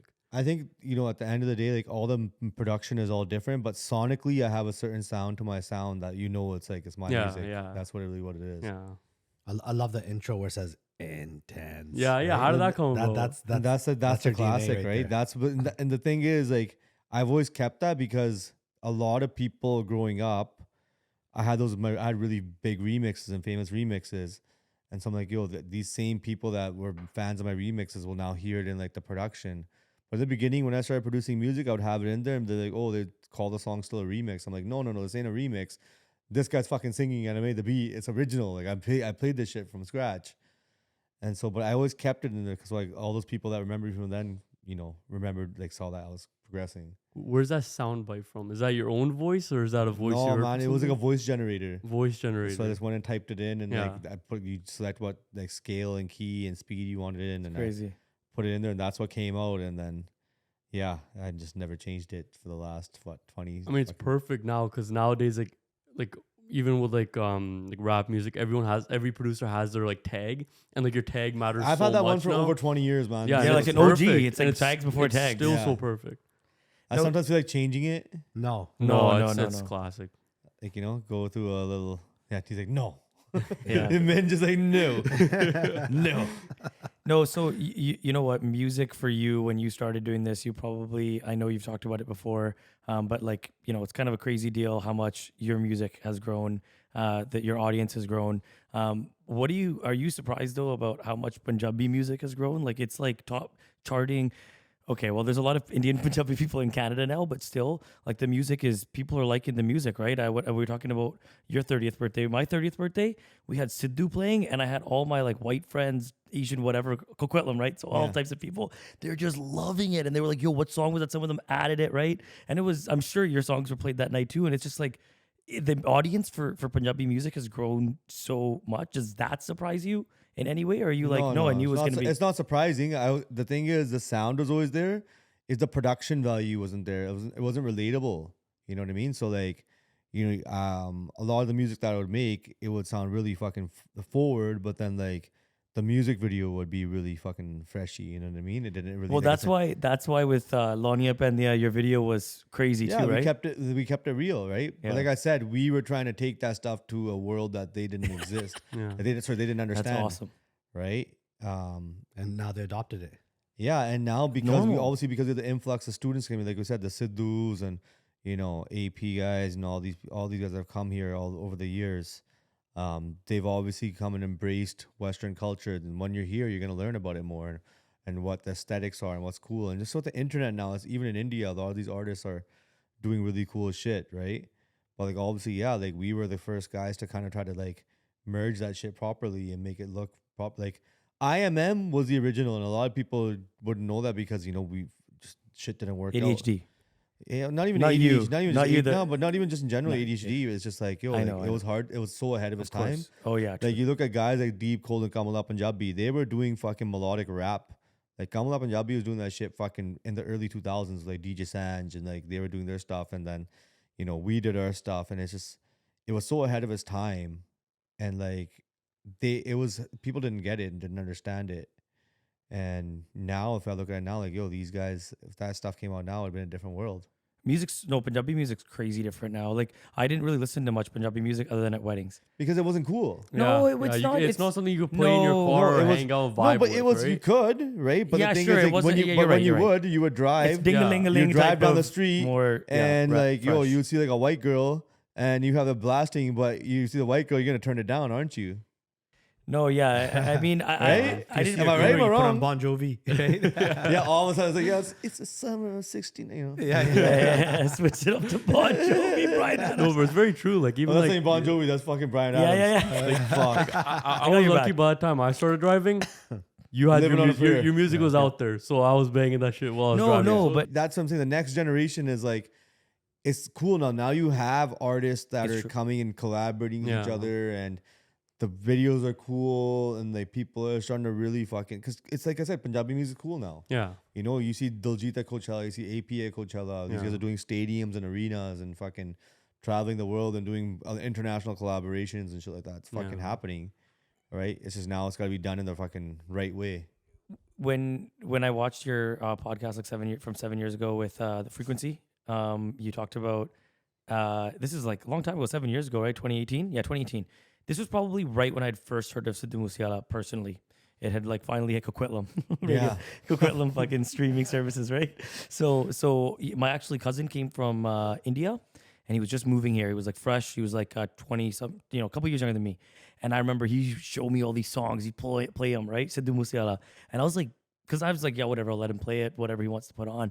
And I was like, oh shit, this shit slaps. I added it on my phone, and fast forward, like I've listened to those conversations, like when you were talking, Karan Aujla, and you talked about Sidhu at the time, I guess, not making music together for whatever the reason is. But if you listen to that today, the way you were talking about them, how like kind of like they were already kind of legends before, like that was like the beginning of their music, wasn't it? Did you always know that they were going to be like the biggest like artists as they've become today? Like, did you know like those two are going to stand out more than the rest, or like, I'm just curious. I think not obviously nobody knows where anybody's gonna go realistically, but yeah, they were on the right trajectory at that time. Crazy. Like I said, it's all work ethic, right? Both of them fucking worked their asses off, and fucking they had good product, and they made sure that their stuff was top notch. I look at Karan Aujla, like I said, man, I've known him for a long time. I've seen him when he was just starting off and trying to fucking figure it out to like now he's look at Major. him, Yeah. he's fucking one of the biggest artists in the world, not just in Punjabi music industry, but in the whole global side of things. And you got Diljit, Sidhu's fucking been immortalized at this point now, and yeah, it's crazy. We did a lot of crazy music, and the more music he did, like, he became popular in the Western side of the world. He was the guy that like all the rappers knew and all fuck with, Like he kind of was like the person I'd say like put his foot through the door. And a lot of these collaborations would have happened and stuff like that, I feel like, back in the day, but it was just like, it wasn't the right time. But he did his Moose tape thing, he had a bunch of collaborations there, did some stuff here. And like there's a lot of unreleased music that there is. I feel like, hopefully we can get some fucking cool shit for him too. So how was it meeting him? I'm pretty sure a lot of people want to know because Yeah. everyone loves Sidhu, right? So how was it meeting him? How'd you get around to meeting him, and how was he? So I met him when he was first starting off, right? It was more like, He was nobody. it wasn't like he was nobody. He had so high, he was killing it. Oh, But, okay. like, he was still like, he hadn't gone back to India. He was like, he'd come to Vancouver, and he was shooting here, and yeah, he tapped in, and he came by the studio, and we just started making music. He was cool, man. He was just like I said, he was a simple kid here, just trying to figure out life and living out in BC and Canada and Toronto, where he was going back and forth all the time. But we just became really good friends, man. He was just like a really fucking good guy, a really good heart with crazy talent. His writing was insane. His singing was insane. Expression was insane. Yeah, he said what he wanted to say. That's what his style was, You have music with him that's not released. I got some stuff, yeah. A few songs that are there. But that one song you have is fucking insane. I told them about it as well too. Like when that gets released, man, it's just how he tells the story. You're like, hey, what do you But want to do? how does that even begin? Like you can't. Oh, okay, you can't even talk about that. No But man, leaking. don't give away too much. No, I'm not No giving away, leaks. but all I gotta say, bro, it's gonna be it's gonna kill every other song that's been released post him passing. Yeah, it's There must be. Well, it's not like you're the only guy. There's a lot of music that's unreleased by this Oh, guy. bro, 100%. There's tons It's of insane because unreleased everyone music. always has crazy amounts, like you said, that just don't get released. Bro, right? like Eve, the thing is, I have a lot of unreleased music, but a lot of it was like leaked and stuff like that. And like, but those songs are unfinished. Like I have finished versions of those songs too, right? And then yeah, I got a few that haven't been heard by anybody. But like, are these leaks like intentional leaks, or these are like? I got bullshit over the years. I don't know. Yeah. There's so much stuff. No, that because happened. like Lil there's Yachty. intentional ones. No, there's yeah. stuff Do between. you know what like, Lil Matt- Yachty's situation though? His computer, his hard drive got taken for Yeah. ransom. I You don't know know, about man. this? There's a lot of Yeah. political shit. They're not even political, but it was just like probably a lot of like management stuff. I don't know. I really don't know the details of what. Yeah. Okay, fair enough. The thing is, a lot of people's music used to leak a lot back in the day, right? Some people use it as a marketing tactic to see if people. I know. like it, You've talked about that before. Yeah. Right, so I don't know. Yeah, Do you take any current inspiration from like any producers? Like I know like I like Mike Dean a lot. I think he's fucking amazing. yeah. Like, I do you love like- Mike Dean. Mike Dean, Metro Boomin. Metro Boomin. Yeah. Do you, like is there any like producers even like when you started or I guess now that you kind of look up to or kind of like Want to work take with? a lot of inspiration or work with as well? Yeah. I don't know. The producers wise, like I'll work with like anybody. I really haven't collaborated too much with too many producers. Really, I always kind of feel like I like to do stuff myself. But like obviously, if I can be in the room with like Dr. Dre or Timbaland, like and just absorb from like the guys I look up to, that'd be cool. Max Martin, Yeah. do you guys know who Max Martin is? Yeah, so like that's like one guy like I like really look up to. Yeah, like instrumentalist for sure. Like a guy like Mike Dean in the studio, like bro, like that would be fucking insane. So 'cause, talented, right? It's right? insane. I'm a synth guy too, so yeah, like, it's, you that, know, like me too. that- That's why I love your sound so much. Yeah. I love the synths. It's so Yeah. so good. Yeah, I love my synths. Yeah. No, they go well. So much with music now because it's like, I don't know. It gives like a weird like feeling of like nostalgia, kind of. Yeah, it's like new and old New at and the same retro? time. Yeah. The way the stuff everything's processed nowadays, like Yeah. especially like Mike Dean's got the right sound. That's why The Weeknd has his sound. You know what I mean? Yeah. With like him and like Elangelo and like Max Martin, right? Okay, let me ask something really radical. Radical, This is dude. radical. This is to do with like Fucking radical. like okay. So if you were to go back, if you were to go back 50 years, and somebody said you told the Beatles producers that you're gonna have this computer and do all this crazy stuff with it, they'll be like, that's not real music. There might have been hate for it. Now there's like completely AI generated music, and people. Gunna just said he wants to sign someone. People are saying that he's lost his marbles. I'm like, there's actually a market there for that. Do you have any thoughts, or have you looked into this stuff? And do you know, like, have you even played with any of it? Because you type in something and it makes. I know it's yeah, I've used AI with a lot of some shit. It's cool. for music. But yeah, like little things, you know what I mean? There's chord generators and shit like that, right? Fucking stuff like that. Yeah, I've used it. There's nothing wrong with using it, but it's like at the same time, like you don't want to take away the human element either, right? Sometimes, yeah, in music, like it's like, some people use loops or samples, right? If you got something that can generate some fucking chords or maybe like a drum pattern, yeah, it speeds up your process, right? And you can get inspired and you just alter it. It's the same thing as you get a sample or something. It's like it's just authentic. At least it's like just something that's fresh, right? Yeah, okay. It's a fresh sample. That's how I look at it sometimes. But like, yeah, AI, it's tricky in this scenario. But like, if you're not using it now, in 5 years, you're gonna be left behind, whether you like it or not. It's a part of our lives now. So if you're not implementing it, you pretty much gonna get held back. I just want to say, like, I never knew you played instruments. I thought you were just a guy that AI? Yeah. The AI was playing the I thought guitar. just like, you have your equipment and everything. But when I seen you at Bunty's reception, this guy's on the piano, everything. I was like, holy fuck, this guy plays a piano. It's really good. The other guy was singing with you as well too. I was amazed, man. So I was Yeah. like, this guy's he can actually play the instruments as well too. Yeah, putting yeah, it no, out there. 100%. I taught myself mostly everything. I went to school for fucking music as well, but like most of the stuff I didn't really. I use think any you had a other- What scholarship was at it? Costa School at Kirtan program, right? No, they wouldn't let me in. Shut You're up. too smart. Yeah.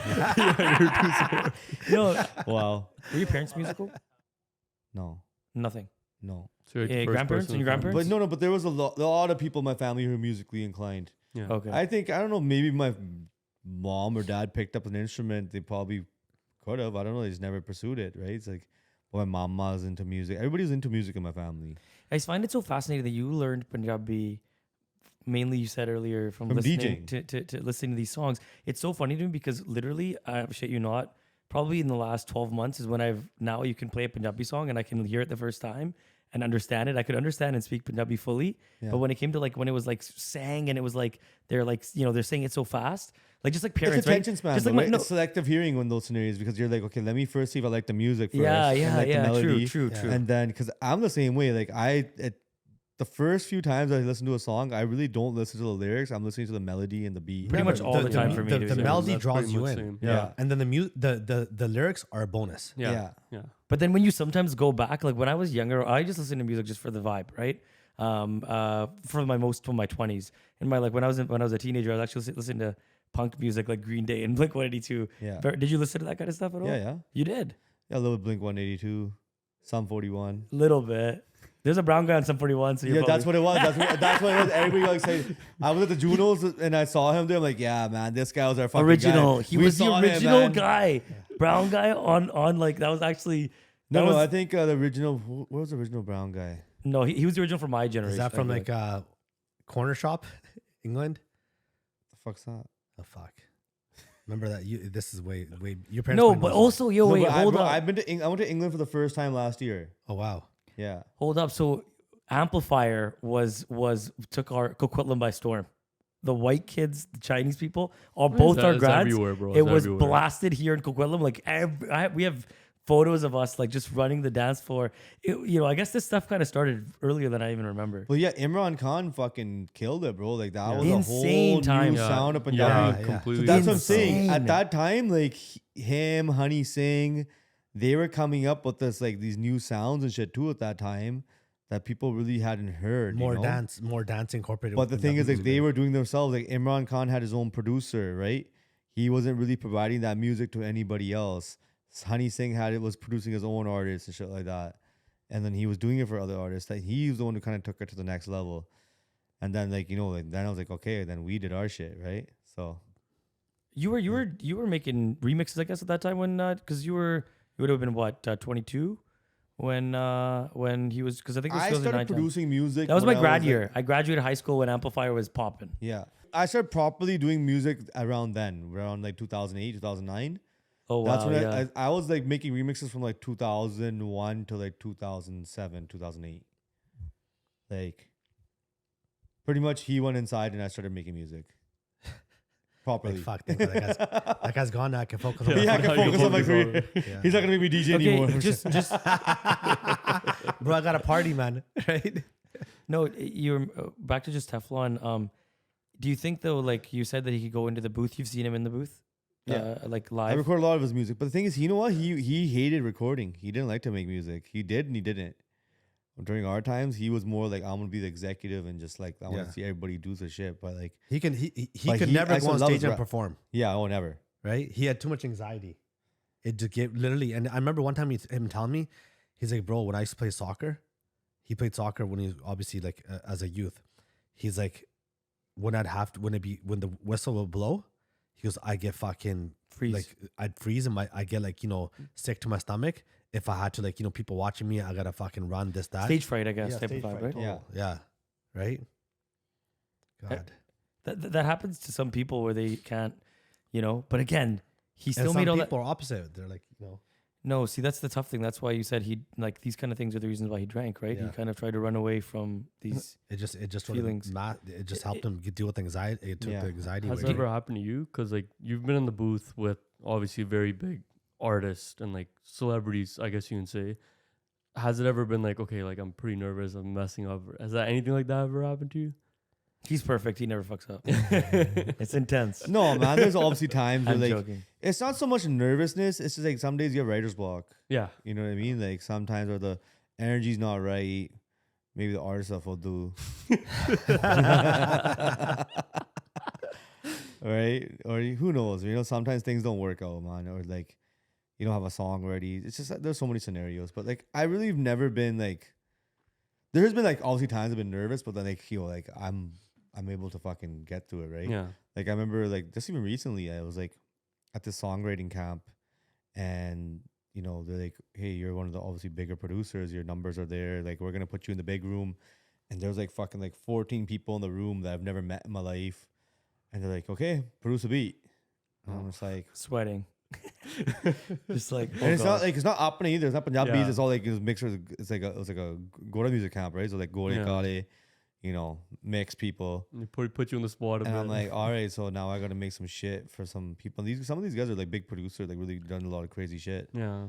And wrote for a lot of big artists. So yeah, here I go. I'm fucking start producing a beat, and then the beat turned out fire. So like everybody's vibing. That's all that mattered, right? So yeah, we figured out there is times like that, but you just gotta You know what? Talking about beats, actually, when Tef first started recording, before even working with anybody, he's produced his own beats. no, he used to buy beats off fucking online for like $200, $300. Welcome to Surrey, he bought for $300. Oh yeah, I actually know you're right. Right? But that's what a lot of people do nowadays. Yeah, still. yeah.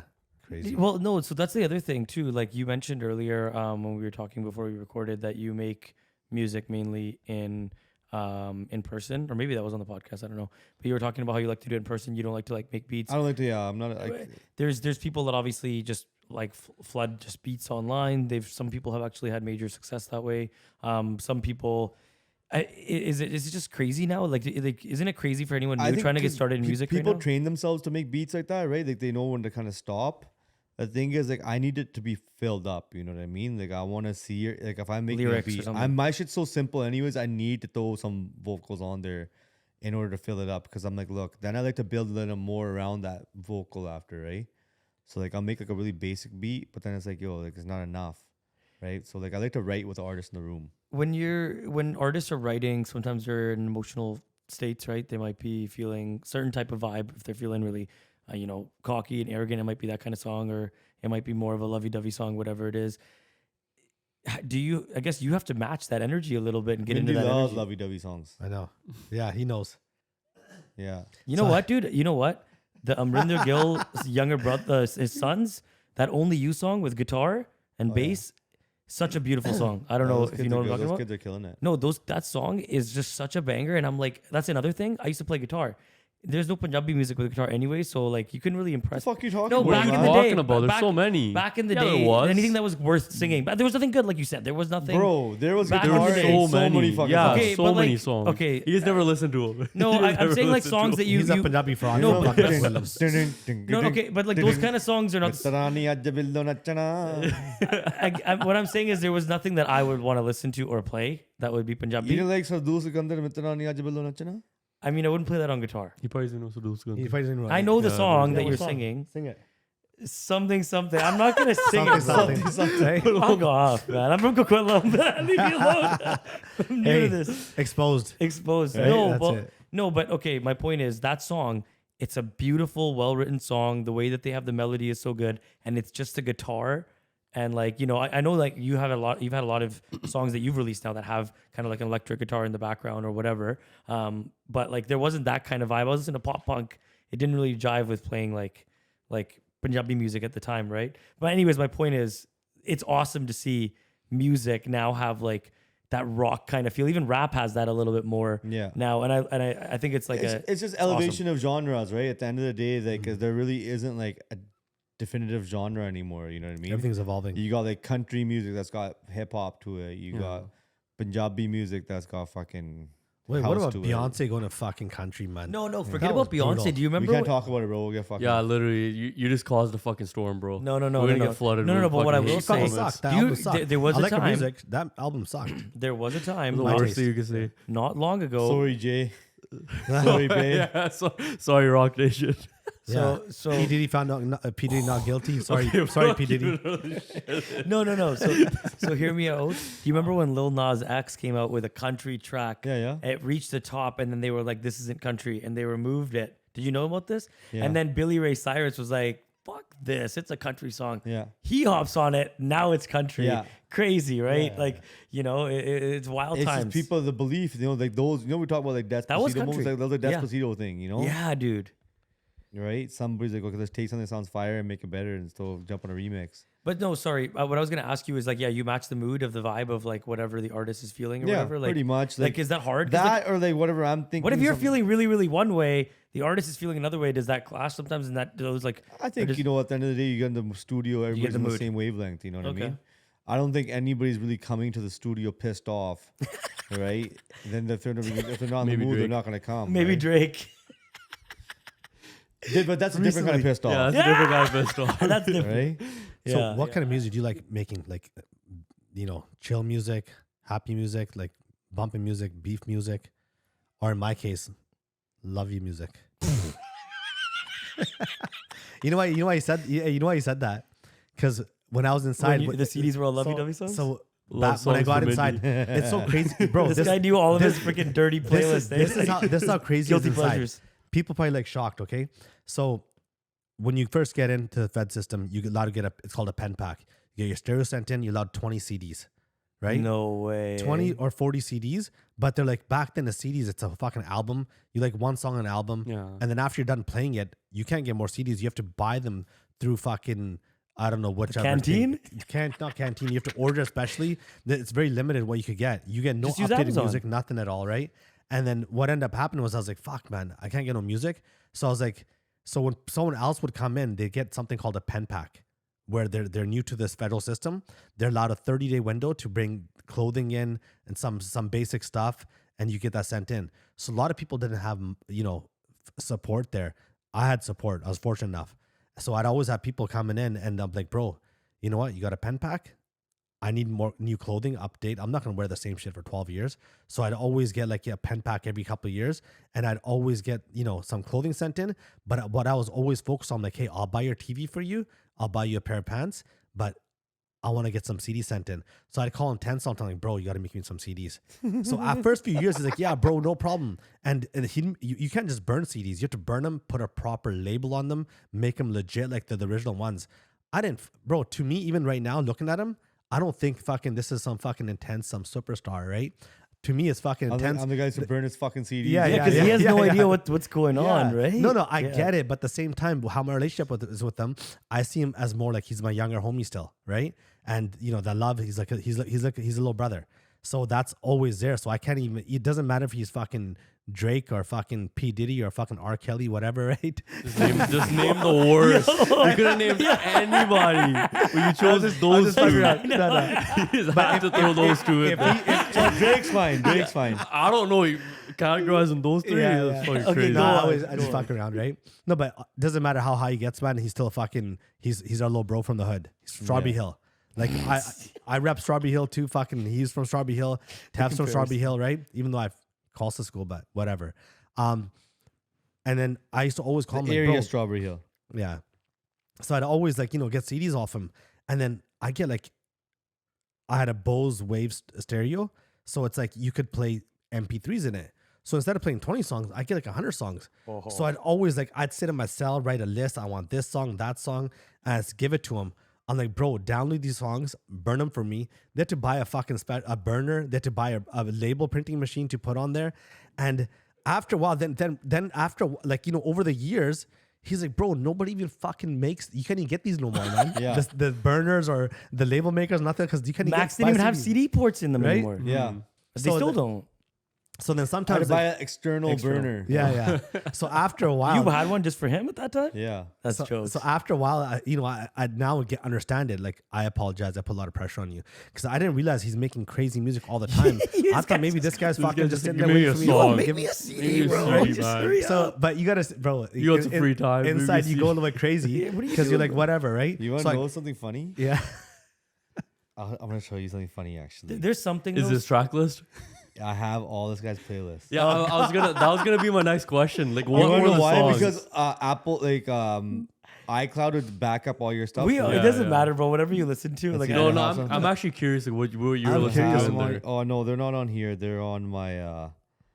Actually, wait. Oh, dude, you got to send screenshots. We did Probably, the like, receipts. probably Yeah. Ignition by R. Kelly. Probably one of those. You know what, Or guys? a Just bunch of- we're gonna link in our Spotify Mindy's Yeah, playlist. Mindy's right? playlist. Mindy's Yeah, yeah. playlist, year 1 through 12. Hey, let us know if you like Year the 1 playlist, through right? 12. Yeah. But yeah. No, you know what? There is We something mixed up satis- like Nusrat Fateh Ali Khan. Oh man, that's I was good. choked about that one because I told my girl, bro, I want Nusrat Fateh Ali Khan's hits. He gave me all Nusrat Fateh Ali songs. Made a million songs, Yeah. but they're not all things that I vibe to. I like just the main ones, like that I like. So now I have to go through a whole MP3 with 120 songs. Only like 10 of them. So then sometimes I call him like, bro, this CD, and he make the CDs, and then I couldn't get a hold of him for a while because obviously he's busy stuff with that. And you got this guy from jail calling like, fuck, this guy's a bug. So I called him. Then one time I was so fucking pissed off. I'm like, yo. So sometimes I leave messages like, yo, Dr. Dre. I go, it's Mindy. Fucking, I'll call you back later or whatever it is, right? And eventually, I'm sure he's fucking probably got annoyed, man. I get annoyed too, right? But hey, bro, thank you so much, man. I appreciate it. No problem, bro. Right? Because you made my life fucking. You like, owe me fucking like 100 CDs. Okay, done deal. No, you know what? 100 There's- MP3s. I can't remember. the I'll last burn them time- right now. I can't remember the last time I burned a CD, but there is something satisfying about that. I don't know what it is. It's It satisfying. comes out that fucking warm. Yeah. Oh, You yeah. look at the You never bottom, had you to look do back, it. You see I've it all done filled that. No, out. you have not done And it. you know what? My dad Especially when actually it burns his actually own goes through. CDs. Otherwise, sometimes it stops halfway through. expose 'em. It's corrupted. Yeah. It's like fuck, right? Where CD gets Oh. wasted. And bro, you know what? In my era, everyone always remembers CDs because like, hey, when you're going out stuff like that, hey, bro, do you have any good CDs? Like, oh, bro, I just burned this new one right now. Or if, whatever the case may be. Sometimes chicks make you CDs as well too. You have that memory. It's like, man, like all the songs are top Memories. notch. You have the They're not full- just, looking, the CD case. Yeah, CD case. Oh, God. Or you have it in the visor of the fucking Visor. car. And they're scratched. I Weird. have I'm a big so- black book. Man, Oh, yeah. I love music. My chacha loved music, so he'd have like 50 CDs in the car. He'd always be, and I would have been like that. We're so lucky that we don't have to deal with that. But just another thing, when you listen to CDs or you listen to a record, you're getting every ounce of like audio that was recorded. When you listen to like an MP3, most people don't really notice the difference when you're streaming. I really like. I'm like an audiophile or whatever. Like I'm obsessed with actually hearing. MP3 is actually way shittier than streaming. No, I'm not. I'm talking about like a lossless. I'm talking about when you stream lossless, like on Apple The Music. lossless is better. Yeah, no, that's what I'm saying. I love. That's what I'm saying. You gotta go spatial audio. Yeah, well, not every song has that, but yeah, like you always listen to your music like that. No. You don't care. The thing is, I'm listening to my own music. I got the fucking master wave. Like, that's the fucking. So nothing compares to that. No. Well, even when it's lossless, like it doesn't compare. That's the fucking asli fucking mal. So I think the real question we need to ask, since obviously music Like is a a big CD, part of CD, your like when you get an actual CD, sorry, I didn't mean to cut you No, off. no, But like when you no, get like no, an actual it's like a CD that's stomped, that is the best quality. You can get. Or vinyl. If it's a vinyl It's master, vinyl, yeah. yeah. Yeah, no, I don't have a CD player right now, but like You have one day will vinyl buy right it. here. I have a vinyl, yeah. Yeah. But it's satisfying. It's something else. It's amazing. I got a question. When did you realize that you're like, I made it? I haven't. Okay. Ooh. That's deep. That's good. Yeah, you know what? One thing I can say about this guy right here, he's been the fucking same since day one. The fucking success has not changed him, right? What's your next big kind of? You have like a goal, like, or you just kind of go with the flow? You based on how I've met you so far, you're very like flow with the river, and like the stories I'm hearing, you had a passion and you just kind of let it chill. You seem like a very let it happen type of guy. I'm a type of person that's more like vision driven and like this is the milestone I want to hit or whatever. You don't seem like that. I mean, obviously there's accolades. There's trust the process, obviously, right? Which is the main thing. But obviously there's goals too, right? It's just more in the sense of like, look, whatever goals I had set back in the day, like I had like 10-year goals that were done in 3 months. You know what I mean? So like it's like, yeah, I'm like, okay, if you just go with the flow and just believe and keep fucking working hard, things will happen, right? But yeah, like I have goals. Like I said, I'm trying to fucking bridge the gap between the Western world and Punjabi music and take it to a different level where it's like taken seriously on like a real global scale. Like it's getting recognized right now, but it's like still on that like cusp right now. Like, hey, like, are we gonna be the next global fucking sound that's gonna like go and overtake everything, or are we still gonna just kind of like linger here? You know what I mean?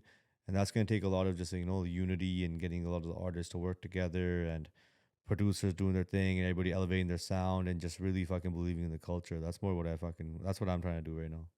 And you know what? I can speak to this because obviously fucking I'm a couple years older than you guys.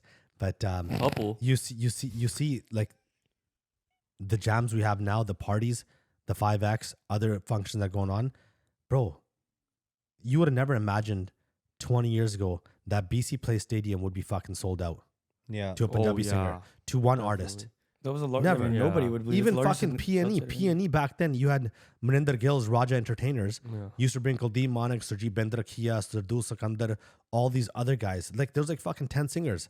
And then, you know, it'd be bumping, but it's all a bunch of dippers just getting fucking hammered and fighting and fucking paddy wagons outside taking them to the drunk tank. Yeah. But now, bro, it's like more sort of chill, you know, other than the fucking BO, maybe that's it. There's no other real issues, right? But bro, like I'm telling you now, like you're saying, talking about the cusp. We're on the other, we're at the fucking other side of the cusp. Yeah. Right? It's now it's just like to go to like another thing. Like, wait, I'll be honest with you. Like, it's still educating, bro, because a lot of people's understanding of what Punjabi music is, they don't understand the difference of India. You know what I mean? They still think there's Bollywood. They Yeah. think Bollywood is everything. They think Yeah.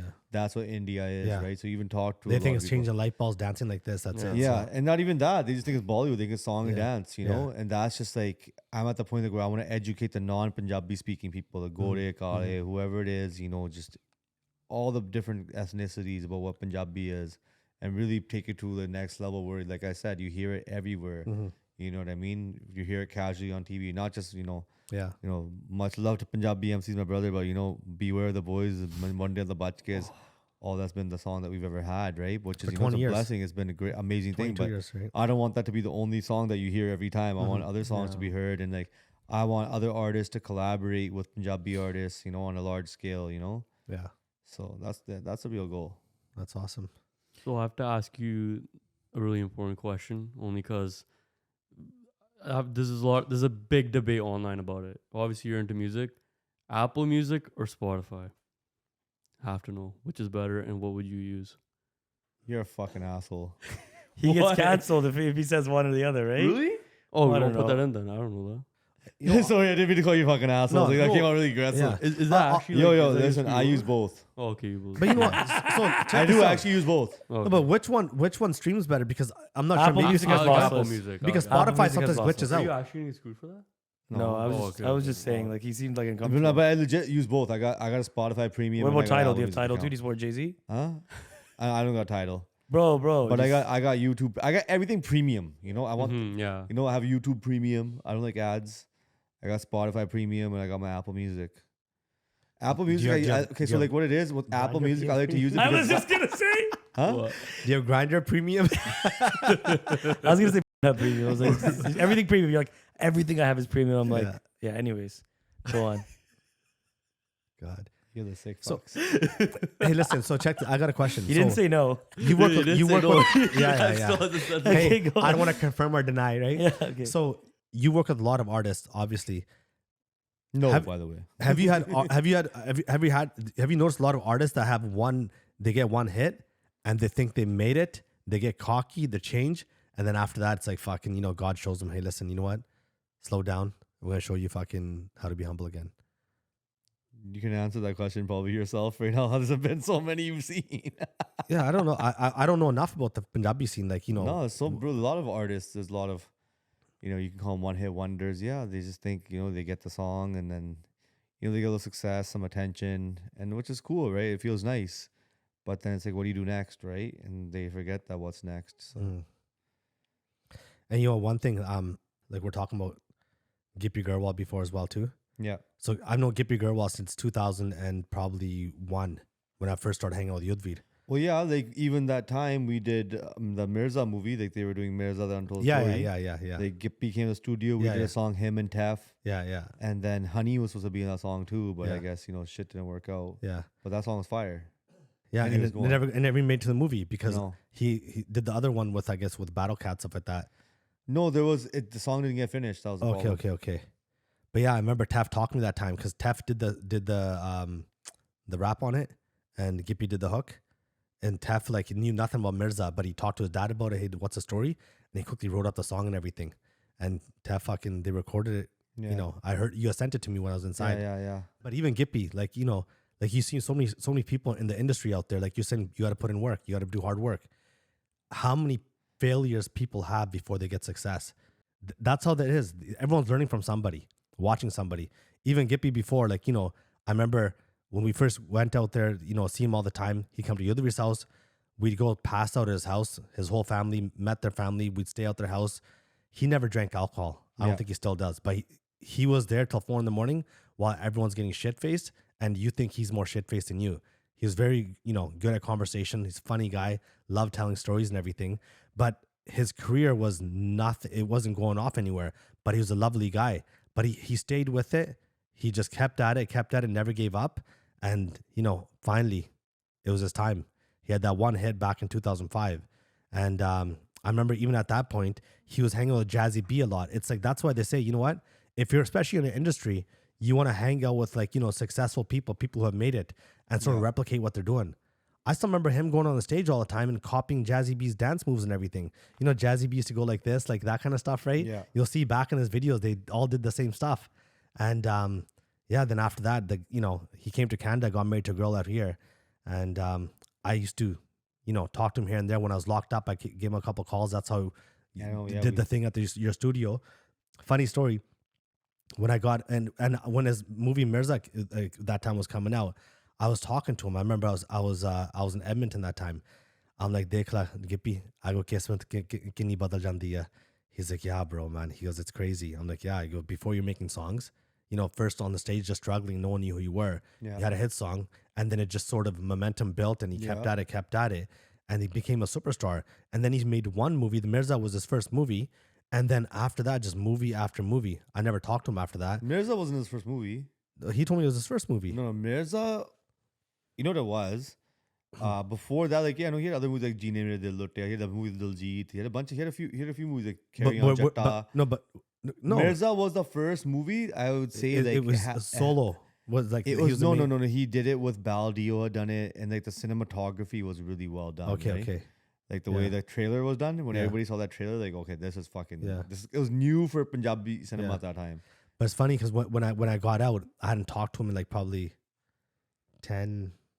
about 8-9 years. Yeah. And obviously he's a bona fide superstar now. Yeah. And I was at Moxie's with my wife and her cousin.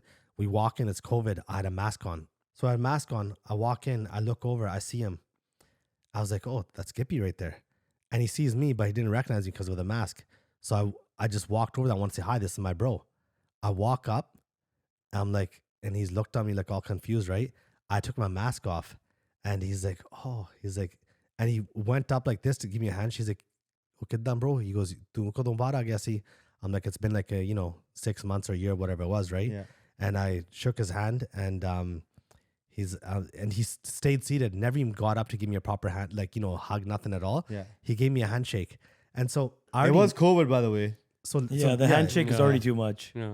But listen, I'll give you an example. If you see someone who you consider a good friend, stuff like that, for a long time. doesn't It was matter. COVID, bro. Yeah. Fucking whatever, right? Okay, go on. But so before, Some people were serious about that shit, I right? do. yeah. But Okay, anyways, go but you know what? There's a few things that sort of like, that I just thought, hey, listen, you know what? It badal gaya. So when I first got out, I was volunteering at the Gurdwara because a lot of students, people from India needed meals at home. So we're always picking up meals, dropping them off for lunch and dinner, whatever it was, right? Yeah. And I remember behind Superstore, there's a couple buildings there, and I pull out, and there's this old guy walking like with a cane, like frail, probably like 80 years old. And I'm like, that's Surrey Singh, uncle. And I pulled up, and I remember when I was locked up, my mom would always say like, oh, Surrey Singh, uncle, see how you doing, stuff like that, and said hi. So I was like, you know what? I'm going to get out and say hi. He's an old guy. I'm going to keep my distance because I don't want to get him sick. Who knows what's going on? So Smart. I get out, and I pass him, and I reverse it. And when I see him, so I pull up, I get out, and I walk towards him. He looks at me. He's like, and I kept my distance. I'm like, fateh to him. Like, why'd you call it sa? Why'd you fateh, uncle? I go, how you doing in Punjabi? He's like, good. He's like, I recognize you. Where do I know you from? I'm like, I go, I don't want to come close to you because of COVID. He goes, tu hai kaun hai? He goes, main tum pehchan hai, but I can't put it together. I go, it's Mindy. He said to me, he goes, and this guy, by the way, has like probably 5-6 apartment buildings, like next level, like, successful. And when I asked him, like, and when I said to Mindy, he goes, "Je marna mar lende, aake mainu jappi paake mil." Right? Gave me the biggest hug. He didn't care at all, nothing at all, right? Yeah. So when I seen Gippy after that, I was like, you know what? I seen him, and I already knew that time with Gippy that where he was living. Someone told me, he's like, hey, this guy lives like right in my neighborhood. This house. Yeah. I'm like, oh, cool. I go, haven't seen him in a while. I go, if I bump into him, I'll say what's up and show him love, right? Yeah. But when I talk to him, he's living here. He's got a family here, and I was like, when I talked to him, like, Gippy, what's going on? When I shook his hand, stuff like that, he's like, how you been? And he sort of gave me like, you know, like he was like a little bit like he made it. And I was like, how you been? I go, where you living now? He goes, oh, just living in India all the time now, right? I'm like, oh, cool. I go, what about out here? He goes, no, I just visit out here. That's it. Yeah. I'm like, okay, cool. I understood right there that whatever. Otherwise, like, you know, if it was someone in our position, like, bro, give me your number, take my number, call me, stuff like that. Yeah. Let's grab bite to eat, stuff like that, right? The energy But that was just like- showed me that energy, stuff like that. And I just like, hey, it's good seeing you, bro. Have a, take care. Yeah. And I just like, I wish him well, but sometimes I do think that fame gets to people's heads sometimes. 100% it does. Right? But you look at the Monarchs. Doesn't matter how much success they had, they're always down to earth, humble. I mean, look right? at this guy too. Huh? Yeah, This guy. Yeah, I didn't know what to I expect I with could be you. a fucking dick. yeah. Right? Fucking assholes. If you shave your head. Yeah. I didn't know what to expect when I met you. You know, Yeah. But you look at it now, it's like, fuck. What lessons have you learned along the way since you've been in this career? Fuck. Not everybody's your friend. Yeah, That's one of the main things. yeah. like you learned the hard way. Were you too Yeah, trusting you know before? what I mean? You know what I mean? Like at the end of the day, I'm one of those people my whole life. Like, yeah, this guy says like, oh, I'm always been, the way I've been, but because I've been like that always my whole life, I think I've gotten taken advantage of and shit from people and artists. They fucking benefited and then fucked off in their life, or even friends. Normal shit. Yeah, I'd say like obviously in the last few years I became maybe I would say a little more bitter person and just been like more like fuck you. I just do my thing. Mm-hmm. Right, but I think that's just a growth. But yeah, that's something I've learned. I think just don't trust everybody. Yeah. Yeah. What were you guys talking about with Sing is King and stuff like that? So that Oh was shit, that was about Tef. How Tef actually, behind the scenes, how he got shit done. Like I think So what was it, Singing like, King, yeah. the collaboration between Snoop Dogg and Snoop Dogg, RDB. RDB, Akshay Kumar. That was tough. He was the one who fucking orchestrated it. No way. Yeah, he got it done. People will never give him the credit. He's the one who got Snoop Dogg on the record. Contacted like a friend of his was Sibo, another rapper, famous from the Bay Area. Well, LA, sorry, and the Bay, pretty much all of them. But contacted him. He knew Snoop Dogg. They got the song facilitated. It got recorded. They went and shot the video, and like it was all done. He went and orchestrated it, but there's certain monies that went missing and certain Yeah, people couldn't like get found. 80 G's went fucking missing that Yeah, time. money went missing. They gave someone and- deposit and someone fucked off with Yeah, it. yeah. I think people had to get fucked up over that shit too, almost, right? Some shit fucking broke loose on that whole scene. Yeah. But he was the one that at the end of the day orchestrated it and it happened. So like that big Bollywood collaboration with Snoop Dogg was done by fucking Teflon Don. But they'll never give him the credit for it. And even back to the other thing, even Sing is King. When I was locked up, sorry, not Singing is King. This thing is so stylish. Yeah. With Diljit Ikka. Ikka was wearing the IMM fucking the chain. right? So on your album that's gonna be coming out, can you give us kind of any like leak collabs, I guess, if you want to kind of tease any collabs or anyone you have? I mean, it's on gonna the be out album? by the time. Yeah, like It'll be out- oh, yeah, at least sure. the track list will be out or something. Yeah. Yeah, you guys will know by then. By the time So, it's released. Yeah. How you feeling about it? I mean, this is a big one for you, obviously. Yeah, fuck. It's been an album after 7 years, so Wow. Why so long? So like I had done I did that 2018 to Exhale, then I was gonna do another album in 2020 called Banger Season. That was ready to go, and then I That had sounds awesome. yeah, it was a great fucking album. It was cool. You know what it was? I had like a first single came out, Dil Preet Dil No, which was Dab Deni, and then I had Excuses was the second single, Mm. and then Excuses came out and it did really well. I'm like, I looked at the rest of the album, like, I don't think anything else is better than this fucking song. I don't really feel like I should drop an album. So I canned the album, and then I just at that point got into some more artist development, developing new artists, developing other artists, working with Diljit, AP, and these guys. And like then, starting up Double Up and working with all the new artists and just trying to develop artists. That's where my brain went. And I was like, I'll take a step back and just really go more into that. Just focusing more on that kind of stuff. And now I was like, you know, I've come to this point in my life where like I've done all this crazy shit and I made a lot of hits. I kind of felt like I want to do an album, but I want to do an album on the caliber that nobody else could really do, you know? So I got a lot of big artists on there, you know, I got a lot of people that I'm working with, obviously, you know, it's pretty fucking cool for singles, you know, I got Diljit obviously on there, right? And like, just, it's a statement, you know? So, yeah. Is there an artist that you haven't worked with that you really want to work with? More than like the Western, like English. Justin side things. Bieber. Yeah, Bieber be cool. But like That would be I'd- awesome, right? Come no, on. Bieber would be cool. No, the Weekend definitely. Weekend would be sick. The Weekend is definitely somebody I would have to work with. But like, there's so many like other artists. Like What about people- Nav? Yeah, Have Nav you would be cool. met him? You must have worked with him a little bit. Maybe not worked with him, but met him. No, like I went to one of his shows. I saw him, met him there, like a little bit, like for like 2 seconds. But that was He's done a about lot for the. I would say he's done a lot for the Punjabi community too. In that side, I recently saw him on a podcast. Kids Take Over. I don't know if you watched it. it. Yeah. Did you watch that one? I haven't seen it, but I You seen know a few Kids little Take clips Over. and stuff. But you know, at the end of the day, look, man, he went and he being the first brown boy to kind of really get it popping on the like how he says, right? Get Like it- how he says. Yeah, bro. that's what he said. But he really did get it popping though, right? On the First brown boy to get it popping. yeah, like on the For real. side of like what the new age rap is, you know what I mean? Like there was other Punjabis who did things and are like Jay Sean fucking, you know, went and Yeah. hit Totally. the R&B side of things. Lil right? Wayne. That song was also during my grad year Yeah, too. down, Crazy. yeah, down. That's crazy. There's a lot of brown people fucking in our There's playlist always back been then. like little things like that, right? But it's like, look, at the end of the day though, it's like nobody really, there's not been really much Punjabi music that's really True. taken over Yeah. besides like Munde on the Bachke and like, Of course, I Yeah. get you it. know, there's a little off like what addictive was Hindi, but like was it backstabbers, you know, like had like little samples, like these little things. But other than that, no. And there's probably nobody that you really want to work with now. Everyone's kind of a newer artist because you've worked with all the big guys, right? There's other like I'd love to do different shit with any artist, you know what I mean? So like even on my album, all the artists I worked with, the music that I made with them is not something that they would typically make. That's the Nice. beauty of it. So like I like to have fun with like shit like that, you know, make something that that artist, you know, It's a with different Jazzy B, flavor. for example, do something different than he would normally do, you know? Have you worked with Jazzy B? Yeah, recently I did Okay, some okay. stuff, yeah. Oh, Is it released? No. Okay. So maybe you've answered this in a different podcast. I haven't seen it, but where the name DJ Intense come from, or just Intense? Like, how'd you come up with that? Yo, so one day I went out and fucking me and my buddies, we were fucking chilling, we were drinking.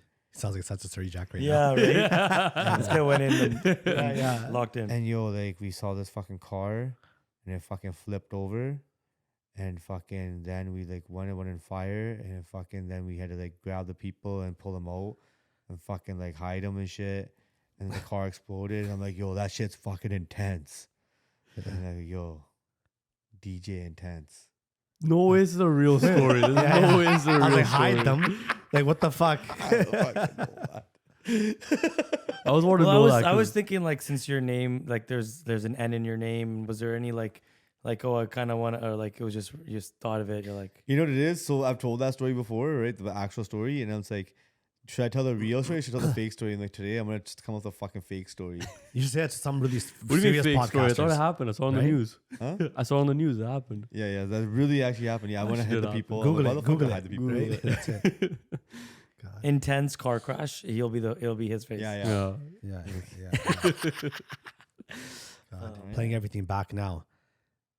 I never recognized, like, hey, after Deep passed away in 2013, how I almost feel like I fucking put a lot of pressure on him as well too, like to succeed, to do things, not drink, nothing at all.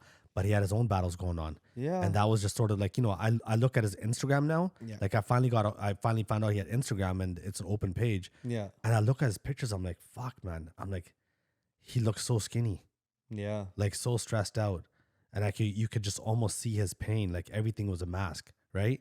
Like he couldn't really live life the way he wanted to live it. That's why he just fucking get hammered all the time. And when all this stuff was going on 2013, 14, I think I just sort of had enough because it was draining me inside as well too. But you can't put the blame on you Yeah, on yeah, that yeah, scenario, yeah. right? At the end of the no, day, it's, it's it, like it obviously like, somebody's got yeah. demons. They got Yeah. demons, you know? The same, but you know, I recognize the whole situation that I didn't recognize all the stresses he had. Yeah. I just didn't have sort of, you know, insight into it, and I sort of cut him off. I'm like, bro, I can't talk to you no more, man. I go, you know what? Fix yourself. And then I cut him off for like a year and a half. But then I talked to him every like 6 months, a year, just for quickly, whatever. And then as I got over this, frustrations with him, and I just wanted to help him. And then I remember 2017, 18, once I talked to him, he's like, bro, when you getting out, this, that. I'm like, I don't know. I came back from Alberta to BC. I set myself back 2.5 years. I did 2.5 years extra. I would have got out in Alberta. But when I got out here, they're trying to teach me a lesson for even coming out here. Yeah. And they fucking, it's the PO lottery, parole officer lottery. You got a good PO, you're good. You got a bad PO, you're fucked, right? And that's what happened with me. I had a bad PO. Everything like was against me for 2.5 years. So I was like, I spoke to him maybe 6 months back in 2019, and I already knew I was gonna get out with the next 4, 5, 6 months. He's like, bro, when you get out, but I don't want to tell him, right? I thought, hey, when I'm able to get out, and if he's on the right, I could talk to him, stuff like that, through his family, get him some help and get him on the right track. Hopefully he sees me out. It'll uplift him and all the shit he's gone through, and fucking maybe he'll be in a better space. And I honestly thought that, hey, you're always in denial, thinking that, hey, something bad can happen. And I remember it was September 18th. He passed away 2019, September 17th. And I remember calling my, my ex-wife at that time. And she's like, I got some bad news for you. I'm like, what's up? She's like, Dove passed away. And I was like, fuck, man. I just, and I knew I had parole coming up next month in October 15th. And I was just thinking, like, I'm not gonna let him know nothing at all. I would have just fucking got out and showed up and be like, hey, listen, bro, it's all good now. Like, you don't have to fucking do this no more, right? Snap out of it. And I fucking, it fucking hurt. It still hurts today when I think about it. A lot of people think, oh, I should be mad at him and stuff like that. Like, I don't even fucking care, man. How I feel is how I feel. That guy was my fucking brother, man. Like, I knew the good side of him. Everyone's got a bad side. But he had so many good qualities, but he had struggles that, I just didn't recognize back then.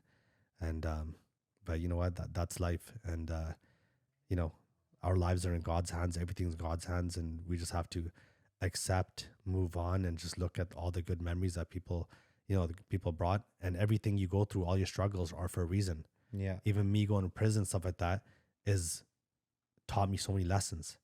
And because of that, I got so many things. And along the way, you have so many losses, but sometimes when you have wins, they're worth all the losses, right? Yeah. You going to India, dealing with Dove at his fucking worst, right? You think you give up, like everything, what the fuck? Everything's futile. You're like, fuck, I'm not, what's this all for? But then you just be patient, you keep on it, and good things come. And thankfully, you know what, you're on the right track now. You're fucking killing it. Yeah. And I just want to do this podcast, not just only to sort of have a chat with Intense, but also pay homage to Dove, to Deep Cold, to everyone else, fucking Three Sings, Teflon, fucking all the other IMM, everyone else, man. So much fucking talent, this right? is part of the journey. Yeah, journey. And you know what? His fucking, just the person he was, the personality he was, I think, he catapulted, yourself, everyone else to the fucking scene.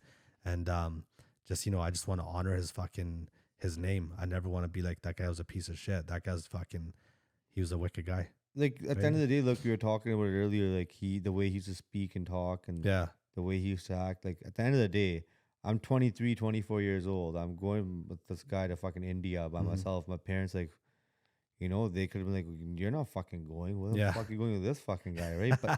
But he was so respectful, and he's he reassured my parents, like, yo, like, we're gonna do some shit like this. He's like, we're gonna go do it. Like, this is the opportunity. And they were like, all right, like, fuck. And his family, man, like, my heart breaks for them. Such amazing parents. His brother Sonny, such an amazing guy.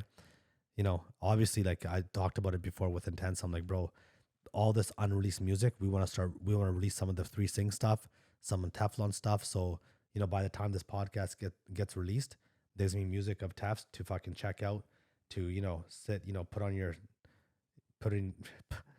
put the CD CDs.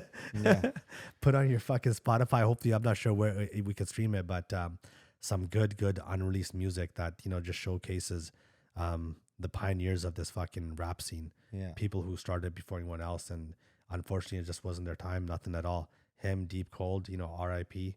Much love, and fucking, you know, my prayers go out to their families and everyone else. Yeah. Yeah.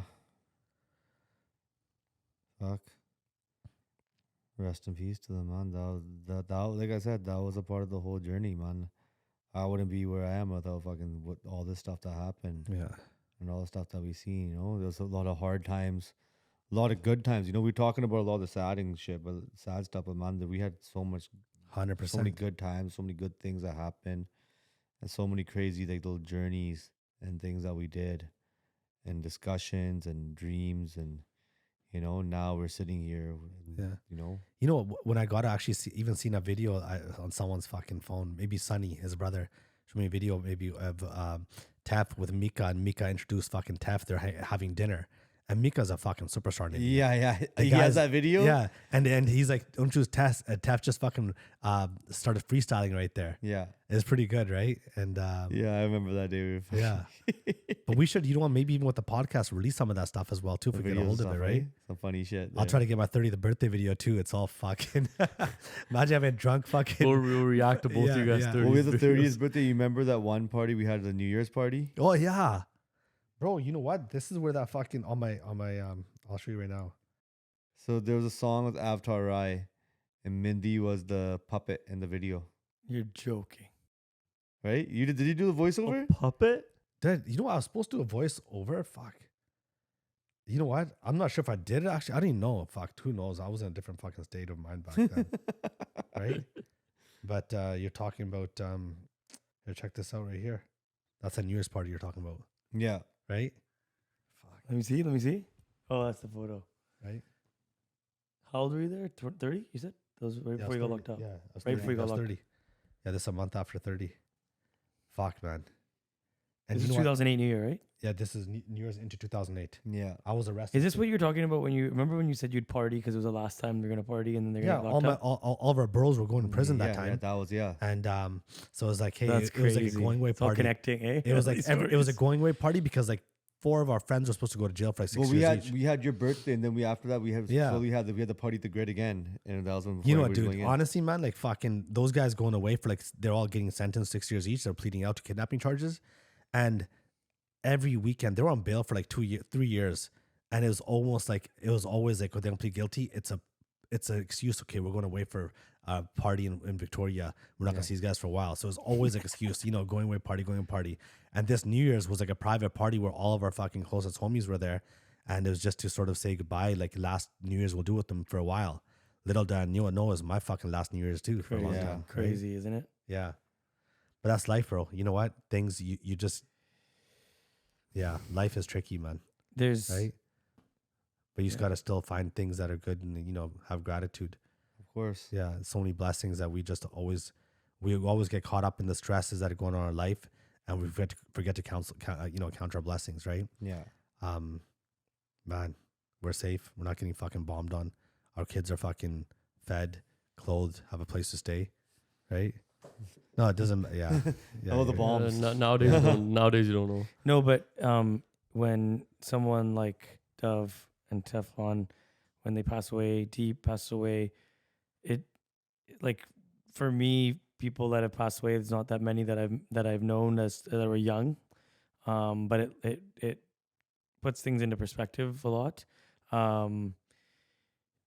You know, what kind of impact has it? Like, I guess not just Teflon's departure from this earth, but some other people around you that have passed away. How has that affected you and your outlook on like music or whatever? Or maybe it hasn't changed, because I know before you've said on some other podcasts you didn't get into music for money, but in terms of like any other impact that maybe got put into perspective after some of these crazy events.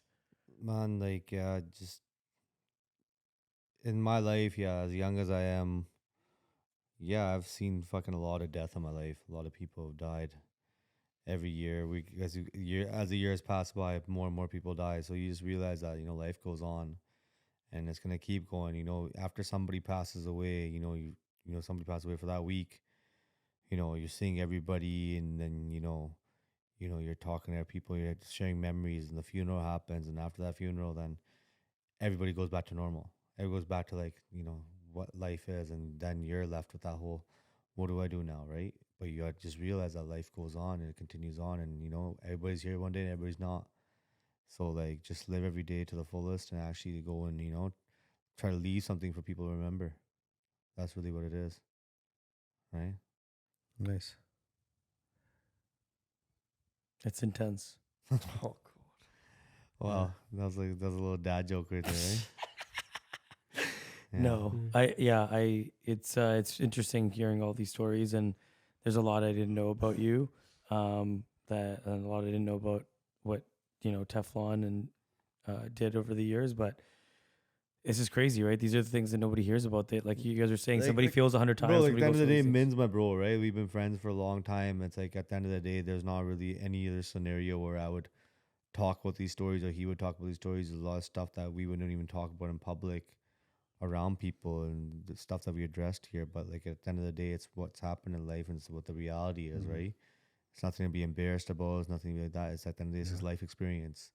And at the end of the day, it's a testament to where we are in our lives now. You know what I mean? You look at where you are 10 years ago and where you're going to be in 10 years. It's like you'd never think you'd be doing what you're doing, right? Well, who knows 10 years from now what you'll be doing. So I think also I want to just touch on just alcoholism. He had a drinking problem. If someone knows someone out there, like, you know, can recognize these things that we spoke about, hopefully they could help someone and let them know. yeah, before And it's whoever too late. has these issues is talking, you know, listening to the podcast right now, they can, you know, maybe go and get some help, talk to somebody, because fuck, man, that shit will creep up on you without knowing it. Nobody expects that they're going to die from alcoholism, right? But Everybody thinks they're invincible until Yeah. they're not. no one's invincible. Right. But yeah. Okay, guys. You want to do the outro if you want. Deep topic. It is. Yeah, It's a yeah, deep yeah. topic, and I don't know. Yeah, just Actually, you know what? Trippy thing is, my son and Tef have the same birthday. Do July they? July July 2nd? 2nd, yeah. Wow. oh, it's coming up, Yeah. July 2nd. He would have been like 40. God. Probably he would have been like 45, 44 right now. Yeah, On he July was 2nd. 80 born or 81, I think. Yeah. Right? Maybe 45. July 2nd. Pop's birthday, his birthday, Huh. and my son's birthday. Wow. 3 fucking emotional cancers. We gotta cut that because Pop's. I'm gonna see Pop tomorrow, right? Emotional cancers. Yeah. Intense. Thank you so much for taking the time to talk Mm. with us today. This ended up being a fucking really sad end to the podcast, but I think that Yeah. feeling emotions is normal. Yeah. You know, this is just real. This is just like what we're Yeah, like talking I about said, is like real. these kind of conversations don't happen with regular scenarios, regular people. Like I said, I've known bro for a long time. Yeah. And you know, there's a lot of stuff that, you know, in my life, I wouldn't be where I am without these guys, and where I, like, just the whole push and everything that they believed in. And like I said, but there was so much shit that happened. It was nice to actually talk about it. It was almost therapeutic, I think, for both of us to kind of talk about this stuff in a public setting, I guess, and, you know, sharing it with the rest of the world. Because yeah, it's like everybody sees the sunshine and rainbows, but you know, it ain't all sunshine and rainbows. Yeah. Everyone sees the success and thinks Yeah. that it was easy, but no Yeah. one sees the struggles. Yeah. Like I remember with these guys in India where they fucking, you know, waiting, like fucking trying to get money to be able to pay the hotel bills.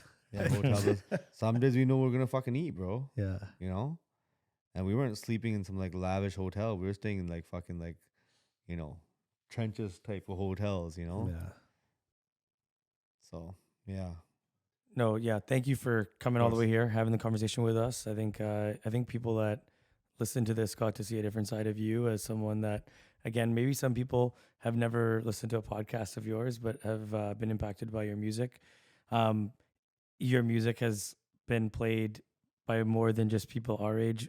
You've made such an impact on like the music scene, and all the way up to my parents' age, which is a big deal, I would say, and then down to like anybody younger knowing it. So I think, yeah, it's just awesome, like Yeah. having you do all that stuff. Mindy, I just also want to say, like, fuck, like this is just one of your other many fucking stories know. that is so touching The and Mindy like Mindy so Chronicles. Sorry. The Mindy Chronicles. Yeah. We got to do the firecracker smuggling Yeah. story. That one's fucking hilarious. God. No, but like, yeah, like just hearing you telling me about Teflon before, our intro beat being that song. And I was like, are you sure we clear it? I was like, we're not putting it on the podcast. I used to blast Until his you music all clear the time. Like I introduced people in Toronto to Welcome to Surrey. When I was locked up, all the songs came in. The Spice one, fucking Hustler's Dream. Yeah. Oh my God, bro, that West Coast beat, it was insane. Like all the guys, like they're like, bro, this shit's awesome. Like, fuck, who's this guy? And like, he's with Spice One. I'm like, yeah, and people just fucking they I loved had to it. force him to do that song. I remember. What do you mean? The song, have you heard this? No, song? which one? Hustler's Dream. Hustler's Dream. No, I don't. Maybe I did. We'll clean it up and Yeah, we'll release yeah, it. we'll put those out. Right? No, okay, yeah, no, I haven't heard those ones. But anyways, it's just crazy to hear his story and the impact he had on you and so many other people. I think we'll probably end up talking about Teflon again with some other incredible. Even person. AK has like so many stories with him as I well think too. yeah, you know the next guy you have on is AK Mason. To talk about this. He'll probably have different stories too. Like Yeah, different perspective. Because he didn't go to India with you guys. He No, was no. he was doing his thing here, right? Any last words from you? That's it, man. No, thanks for having me, man. It was a fucking long podcast. Yeah, it was a long podcast. yeah. Make sure you guys. Oh, the album should be out by now. Make sure you guys go stream the album, please. Yeah, like, share, subscribe. Thank you. Sat Sri Akal, Namaskar, Assalamu Alaikum. Hello everyone, this is the Bab of Hindi Pop, one and only Mika Singh, presenting you the one and only Teflon in the house. The real rapper, the real king in the house. Thank you, bro. Yes. Come on. It's a hard life. Only thugs survive. Fools trying to kill me, so I walk around with my 9. It's time to let these motherfuckers know they let me out the door. Now everybody on the floor, but to blow. Motherfuckers to smithereens. Get away clean, evacuate the murder scene. American dream got me chilling up in Cali. I'm a gangster, getting followed by fatter rallies. I'm in the alley with a motherfucking strap. I'm out on bail, now these snitches getting whacked. It's like that. Wanted my life to end. Motherfucking friends trying to send your ass to the pen. Now I gotta spend $1 million legal fees, and the hit on your head cost about 10 G's. Make them all bleed, everybody down with the law. Snitches got real G's strapped behind bars. Now you understand.